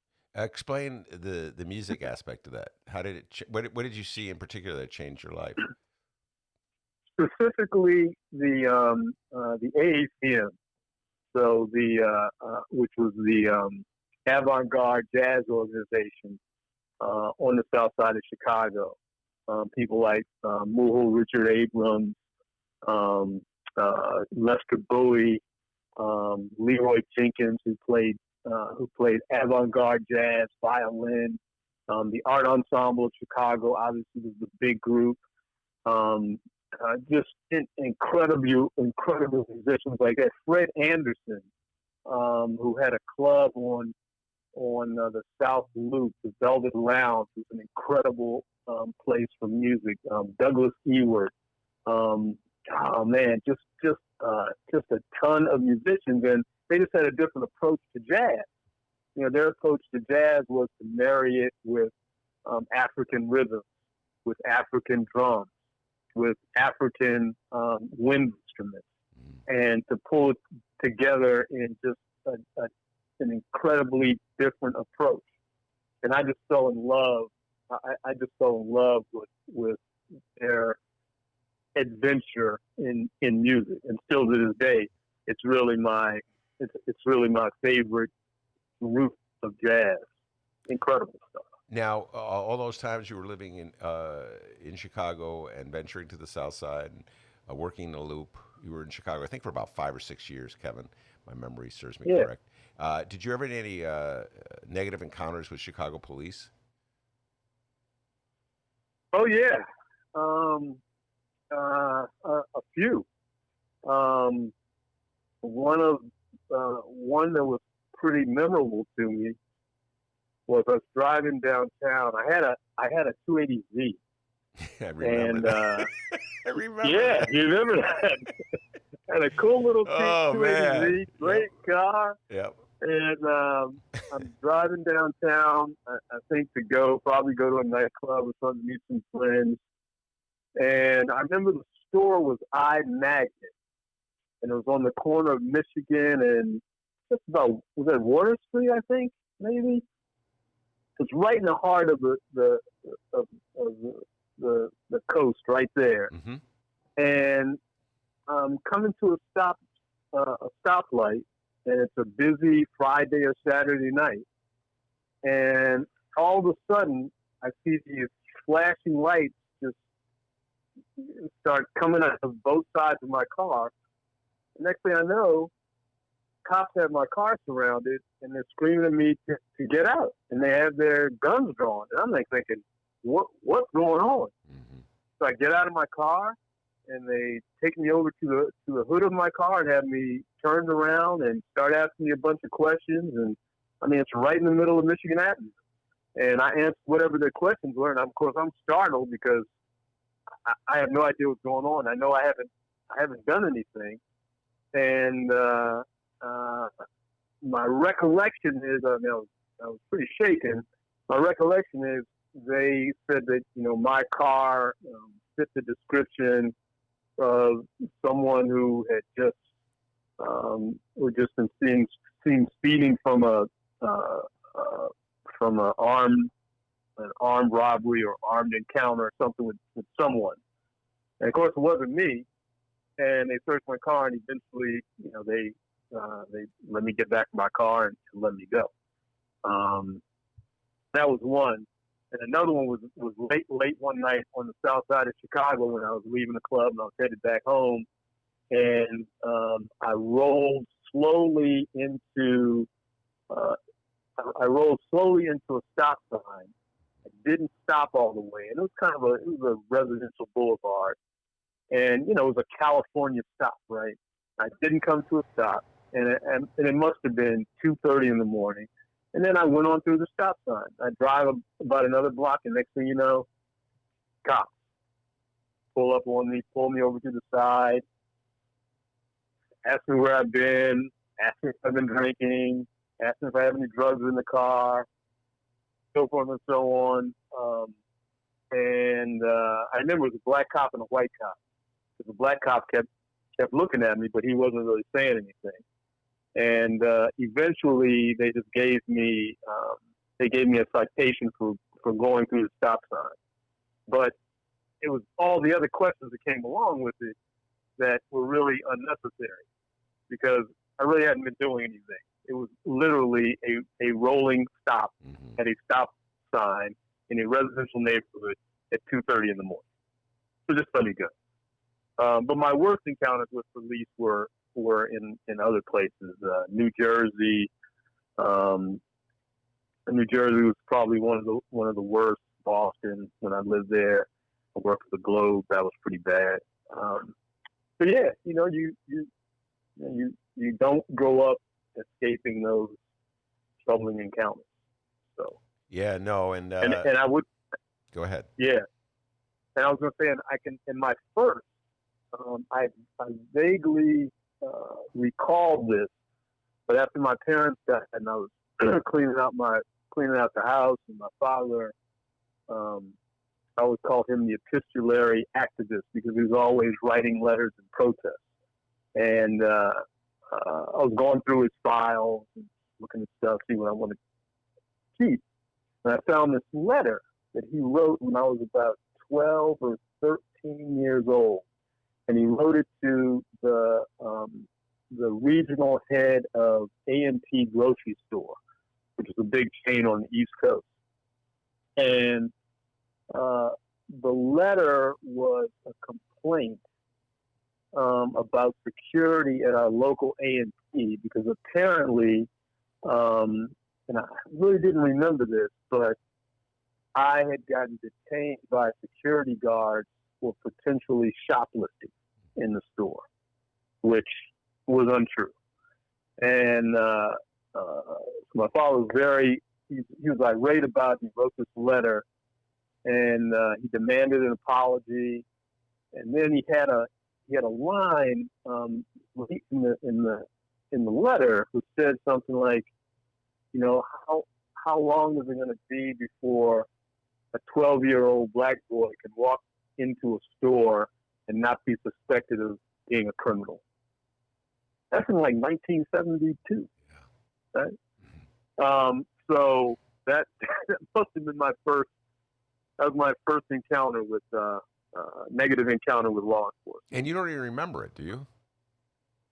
I vaguely remember it, but it wasn't until I saw that letter that it really jarred my memory to say, I kind of remember that happened. Yeah. Because what I remember the most is some official from A&P Grocery Store came to our house one night to personally apologize to my father. No, just a word about Kevin's dad, Mr. Blackistone. he was like this legendary figure when Kevin and I were friends back in the 80s, very involved in politics in the D.C. area, and meeting with various congressmen and just involved with the Democratic Party. I never got to meet him, but I heard all these things about him. And then after he died, and Kevin started putting on Facebook these letters, and it just sort of cemented his reputation as this legendary figure. You know what I'm saying? Kevin used to talk about him. Congressman Tom McMillan. Yeah. Oh, yeah, he knows my dad. All these congressmen. Can you believe I remember Tom Jimmy McMillan? Hoyer used Yeah. to come by the house. Sure, it was no big thing. Are you kidding me? Mr. Yeah, Blackistone. Dad, I did not appreciate Dad's political wherewithal until later, because I was away when he was so involved. I mean, he actually finished a term of a state delegate in Annapolis for a few months. So I missed all that. But yeah, he was. I grew up in a political household. Very much so. So did I. Very much so. My mother inherited almost everything from my mom. All right, Kevin, let's talk about this video that you shot. I thought it was an essay, but it's actually a video. Very well done. I must give whoever made it credit. They did a great job. They did a good job. Yeah, and it talks about how just you sort of put in the historical context of these videos that we're seeing on so frequently of black men being killed by the police. Just get at some of the themes that you raised in this piece. Yeah, well, it's just that. I mean, think about it. Men being killed on video. It has become a part of our daily lives almost. And they are always black men. And what struck me was I started to get really queasy about these videos a few years ago. I tell you the two that jumped out to me. One was Michael Brown in Ferguson. And what got to me about that was how his body was left on the street that summer, just laying in the street like roadkill. I don't know if you remember that. And finally, they brought a sheet. That was the amount of dignity that those cops could muster. They got a sheet and threw it over him, and his body just lied there. And then one of the other ones that got me was Laquan McDonald, which was a video that came out late, right? It was suppressed by Chicago authorities. And then when it came out and you saw it, it shook me to my core.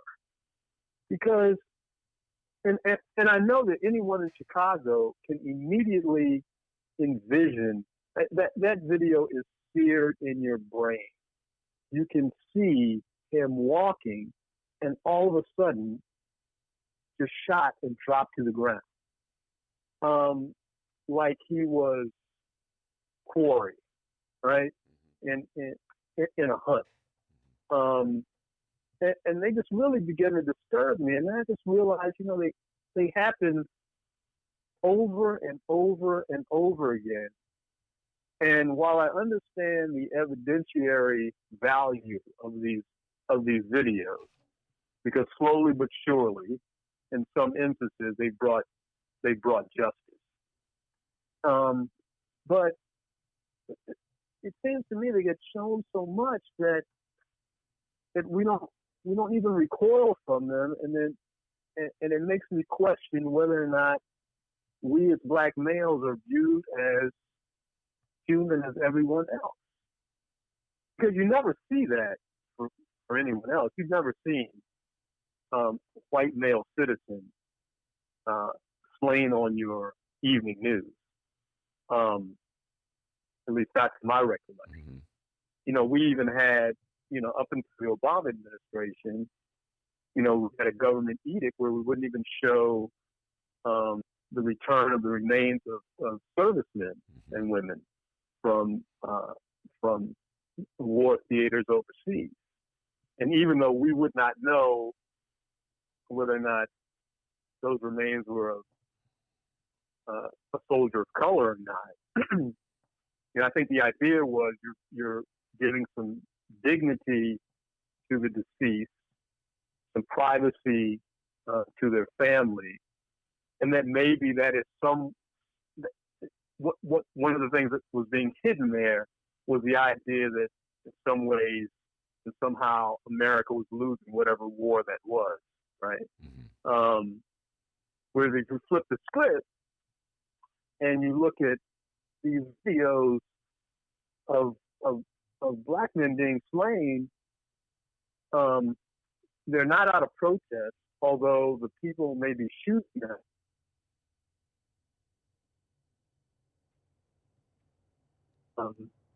That's not why they're shown, and they're just shown so much that I don't think that I don't see people necessarily having visceral reactions to them that maybe we should. And so it takes a George Floyd, for whatever reason, to cause these uprisings. But even after the uprising, we had the shooting in Atlanta a few days later of a black man a few blocks away from a place he could go to be called home, being shot in the back as he attempted to flee, holding an officer's taser gun, which is not necessarily a lethal weapon. So it's just it's just troubling. I was telling somebody, I said, I can't use in writing or in speech the slur, what is considered the slur for Black Americans, without it being reduced to what we call the N-word in print, or just being bleeped out in audio. But yes, this is okay. We can show these murders. We can show George Floyd dying over 8 minutes and 46 seconds, over and over and over again if we want. We can watch the breath being squeezed out of his body. It's just disturbing, and I think it just speaks to the dehumanization of Black people in general, but specifically Black males. Yeah. And I would say, though, having heard what you said, which is all to the point, that video had a revolutionary impact, at least for the moment. Kevin, I'm a very cynical, skeptical guy, or strike cynical. I'm a very skeptical guy, so we'll see how far it goes. Right. But when I think about it, it just everything with the cop with the hands in the pocket. I can't, Right. George Floyd was so clearly, the notion that they put out, well, the guy was a threat. My life was in danger, and I had to do this to protect myself. And it's a very disturbing video in many ways, but I do believe that. Go ahead. I was listening to Ava DuVernay was talking about why this particular video set off what it set off. Mm-hmm. And she said she was looking at it as a filmmaker. And she said it was the first time that she could recall having seen one of these, and I call them snuff videos, where she saw the killer's face so clearly and for so long, and being juxtaposed to the killed's face for so long. And so you see life escaping from one person whose face is towards the camera and is pleading for breath. And you see the face of the other person who seems completely unbothered by what he is doing to another human being. And she said that's what struck her. Usually it's a grainy video, some people moving, the camera doesn't stay still, and rarely do you see a close-up of the vigilante or the cop who's committing the killing. But this time you saw it. He said that's what struck her. And like you said, so casually, a cop with his hand in his pocket, staring at the camera, listening to pleas to release this human being, and yet he continues. Yeah. Even after the man is dead. Yeah, no, utterly indifferent to any potential consequences, as though he thought there would be no consequence for doing what he was doing. Yeah, it's really hard to run away from it. And let's talk about the fallout. Has it affected the world that you've spent so much of your life covering, and that the two of us have spent so much of our life obsessing over, and that is sports. Kevin, a diehard sports fan, almost of the I need help quality. But I've never seen anything. I mean, I'm saying this now, but I really the 180 that Drew Brees did. And this is when I first called you to get you on the show to talk about. It seems like a universe ago, Kevin. You know what I mean? But the 180 that Drew Brees did. And I'll tell you, we've had some guests talk about this. All right, so just let me back up and just explain this for people who may have forgotten. Drew Brees, one of the great quarterbacks in the NFL, arguably one of the 5 greatest quarterbacks currently in the NFL. Always had this reputation being a great guy in New Orleans, very community-oriented. In the days just after the release of that video showing George Floyd being killed, he gave a comment, he gave an interview, and he said that he could not tolerate, he didn't mention Colin Kaepernick, but any protester taking a knee during the national anthem, which is the standard refrain that the NFL put out to justify why they punished players who took a knee or would not tolerate players for taking a knee. And immediately, so that was the refrain that the NFL had been putting out for 3 years, Kevin, that it's not about the issue of police brutality. It's about respect for the flag. And Colin Kaepernick and all the other black players who were taking the knee were saying, no, it's got nothing to do with the flag. It's got to do with police. Right. All of a sudden, within 24 hours, Drew Brees completely, he apologized for saying it. So the standard refrain that the NFL had been trotting out to explain why it was punishing it's black players who took the knee got thrown out the window. I'm like, well, I've never seen anything like that in my life. That quick, you know what I'm saying? Like retreat. It was amazing. And first of all, I'll just put some of the blame on the media, because too many of us in the media misreported Colin Kaepernick's story from day one. And that's why we have this fictitious phrase in our lexicon now, anthem protest. There was never an anthem protest. There was a protest with the anthem as a backdrop, and it had to do with unchecked police lethality against black men. And so, in the span of 48 hours, Drew Brees goes from continuing to misunderstand this theater to admitting he misunderstood the theater to a rebuke to Trump, who then told Drew Brees he didn't have to back down from his earlier statement. So that was amazing, and we've seen this. It was really a microcosm of what we've seen nationally, right? Because all of these corporations have come out with these, so far, I'll just say, perfunctory statements that have, been these kumbaya revelations about Black Lives Matter. And then, Goodell comes out. Teams in colleges, college teams across the country have come out. All these statements have come out. I think Axios did a study where they counted up something like 114 such statements, most of which were, few of which mentioned police brutality, most of which just said, "Can't we all get together and find a way to to live in harmony going forward. You know, but yeah, I mean, it was, you know, it was amazing.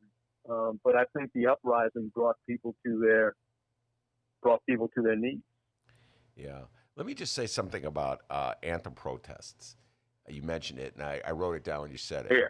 I understand Colin Kaepernick was not doing an anthem protest, but I actually have friends who do anthem protests. I'm just going to put it out there, and they're okay. And they're dear friends of mine and dear friends of Dennis, my producer. And I'll mention his first name, Antonio, and Antonio does anthem and he's very quiet protest. He's not drawing attention. He just won't stand. Right. Right. And he won't stand. He's a Marine, okay? And he feels it's phony patriotism. He feels that it's if you really support the veterans, you should give money to veterans groups. You could join the Army or yourself if you really, you know what I'm saying? But there's things you could do that would show your support for veterans. He thinks it's phony and fraudulent. And he just wants. So we've gone to. I'm laughing. We've gone to basketball games with him. And we're like, he's sitting, we're standing. You know. I'm like, Antonio, that knee hurting you still. You still got that knee problem. You know. Anyway. I am 100% with him. I've written about that before, and every time I've written about it, talked about it, you know, whoever I work for receives phone calls or letters that they need to fire me. So yes, there are anthem protests.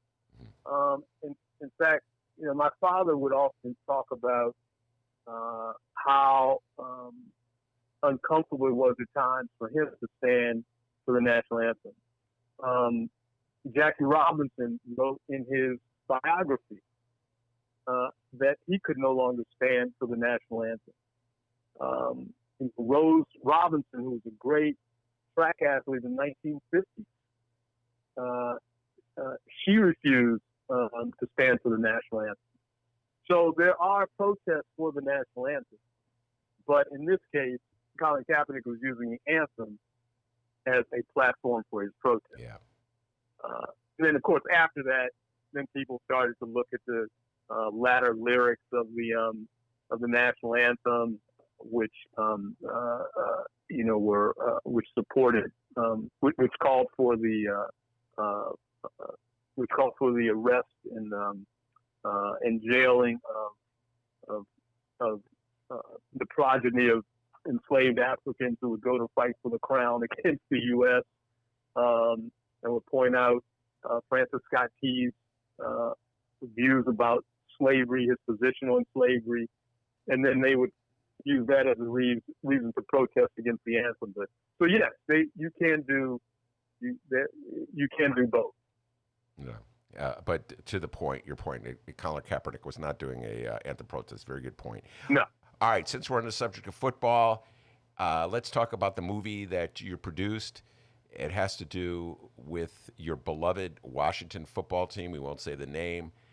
Right. And I've struggled with this one for a long time, Kevin. I think I go back to the 80s. I just could not understand why, you know, the NFL would put up with that. And you're a diehard Washington fan. I can't stand the franchise. Just putting that out there. I've never liked that team. That's cool. I've never liked that particular team for a whole bunch what of a game Gerald Green had against the Bears in the playoffs.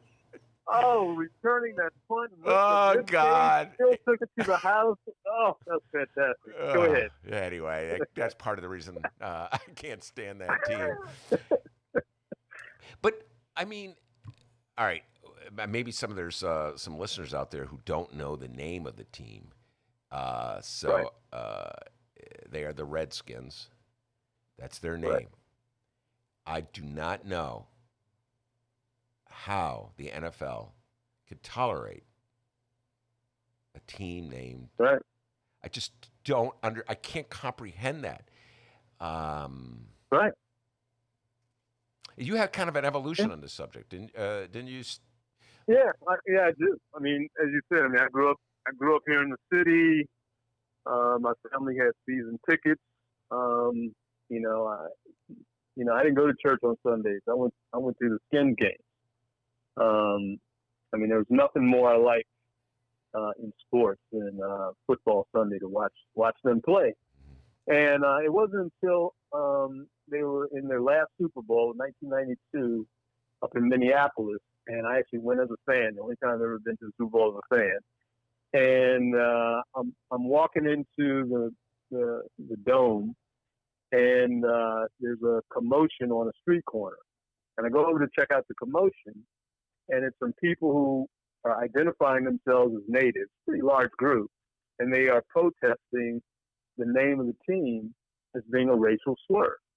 And I'd never really heard that before. And I'm decked out in burgundy and gold, and singing the Hail to the Team song. And I was like, okay, that's interesting. Let's go. Beat the Bills. And I didn't really think about it too much more until a few years later. I was writing a column about Midland Lee High School, which is in the Panhandle of Texas. I was working for the Dallas Morning News then. And Midland Lee, as the Lee might suggest to you, is named after Robert E. Lee. And it's a high school that's drenched in all things Confederacy. And some of the biggest football stars at the school were black. And the NAACP and some of the black parents were protesting against the school to get rid of that imagery because it was an affront, obviously it was an affront to black people, and they didn't want their kids scoring touchdowns for the Robert E. Lee rebels. And I could easily identify with that, right? And then as I was writing the column, I started to think about what Native folks were saying in Minnesota when I was there. And I started to connect the dots. I started to think about it in context. And that's when I realized that, you know what? This is the same boat. One of us just happens to be in one part of the boat, and the other folks are in the other part of the boat. And this is the exact same argument. And it was at that time, that was the mid-90s, that I started to try and cleanse my palate of the word and started to try and erase it from any copy that I would write. And it was really hard to do. It was really hard to do. I mean, I wanted to do it, but it was such a natural reaction. I mean, it was like breathing. It was like oxygen to me. It was like exhale, right? That I really had to work at getting it out. And I didn't make any grand pronouncement like journalists would years later that I'm no longer using the name. I just tried to get it out of my system. And then every now and then I would write about it and question, as you did, you know, how can we support this in 19 whatever, in the years 2000 whatever? How can this be possible? And so in 2014, when it looked like a trademark case, everything was going to fall in the favor of those of us who wanted to eradicate the name. What was about to happen, I saddled up with a friend of mine who's a filmmaker. I said, we got to document this. So we started working on it then. And since then, we've been married to Aviva Kempner's film company here in D.C., the Tesla Foundation.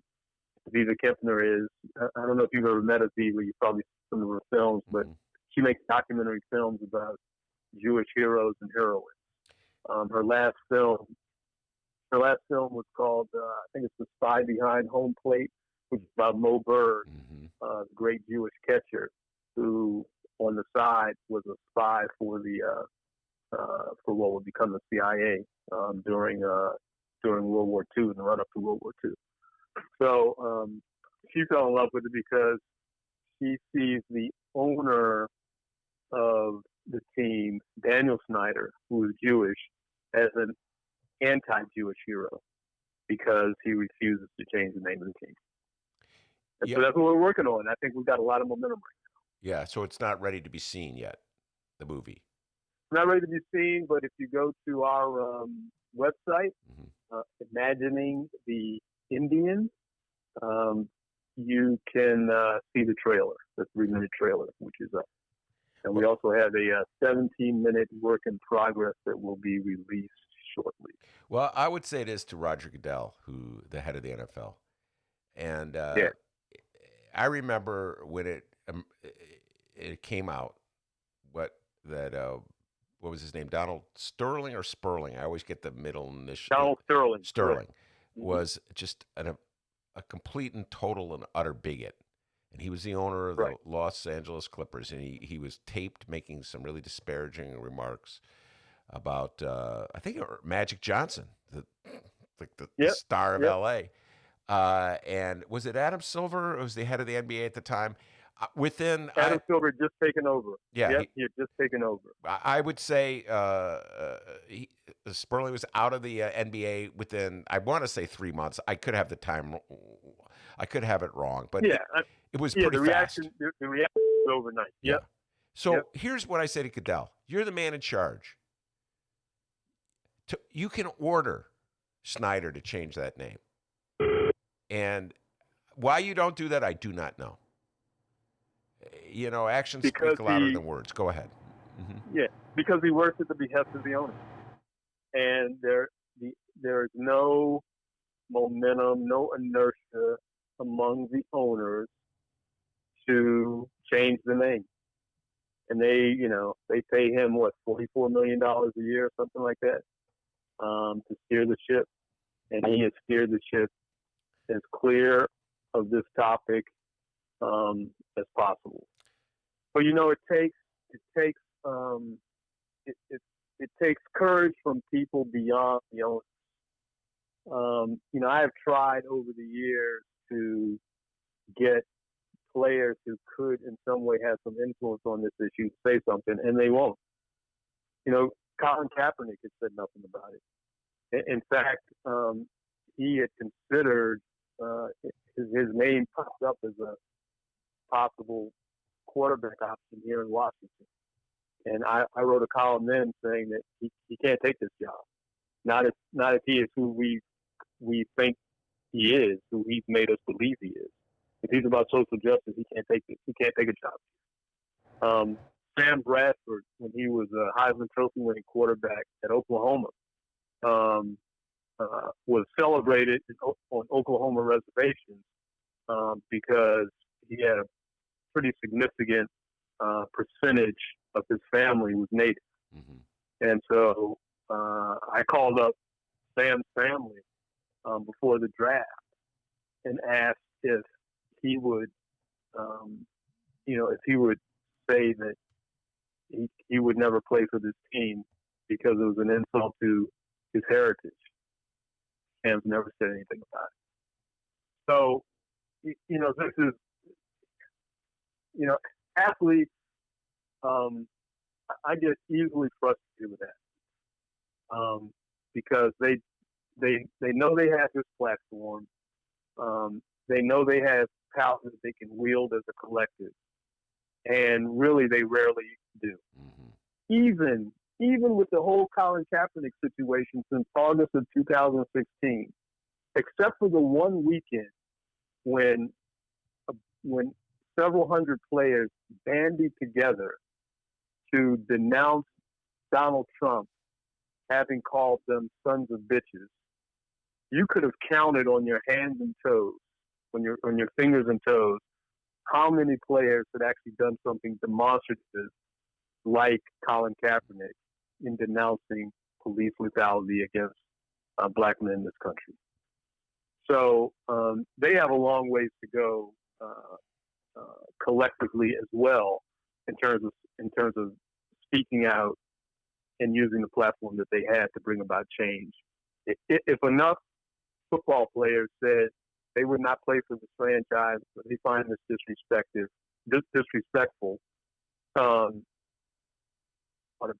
in the NFL. Yeah. But they haven't done that. All right, Kevin, we better get out of here. We'll run out of time, and there's a whole bunch of things that I didn't even get around to talking about. So I guess we're just gonna have Yeah, to. we always miss talking about LeBradford Smith. I don't know how. We always in this show. We never get to LeBradford Smith. Well, or Vince Evans. With the Vince Evans discussion, we didn't get to that. Oh, that's right, Vince Evans. We'll get to all that stuff. We'll bring you back. The NBA season's starting up again, so some little sports for us to talk about. We could talk about your beloved Northwestern Wildcats and plenty of political stuff. Oh, Wildcat. That's right. So that's Kevin Blackistone from the Washington Post, University of Maryland, ESPN. Thank you very much, Kevin. Stay safe, all right? Thanks, man. Peace. That's the great Kevin Blackistone. All right, we went a little long with that one, but I love talking with Kevin, so all is well in the universe. We have an update before we get out of here. The following comes from the Chicago Sun-Times and Tina Spondelis. What's going on, Tina? I know you listen to this show. All right. I actually don't know if you listen to this show at all. All right. Anyway, this story. Illinois Attorney General Kwame Raoul announced today that he has tested positive for COVID-19. Wow, that is... Raoul said he began experiencing minor symptoms over the weekend and tested positive for the coronavirus on Monday. Raoul is the highest-ranking Illinois politician known to have contracted COVID-19. He said, quote, "I have been self-isolating since the onset of my symptoms, and I will continue to do so in accordance with guidance from my doctor and public health authorities. Additionally, we are in the process of notifying individuals I may have come in contact with so that they can self-isolate and seek guidance." Stay safe. That's really sad to hear that. I hope he gets better. Good man. Hope he gets better. All right, guys, that's the show. All right. Thank you very much, Dr. D. I want to thank Kevin Blackistone, my Dukmasova. We had a lot of great conversation, and none of it would have been possible without the man, the myth, the legend, the pride and joy of Alton, Illinois. As Kevin Blackistone and Maya can both tell you, back home in Alton, they call him White Lightning. Keep yourself a raise. Take it out of petty cash. See you tomorrow, everybody. Don't forget to download those Benny J bonus interviews, all right, at both Chicago Sun-Times and Chicago Reader websites and wherever else you download your favorite podcasts. And also, part 2 of the show, we're going to record after we're done here, and it's going to be available for download as well. Joshua Smizer De Leon and the return of our good friend Adolfo Mondragon. Boy, he has a filthy mouth, and you'll probably hear that if you download it tonight.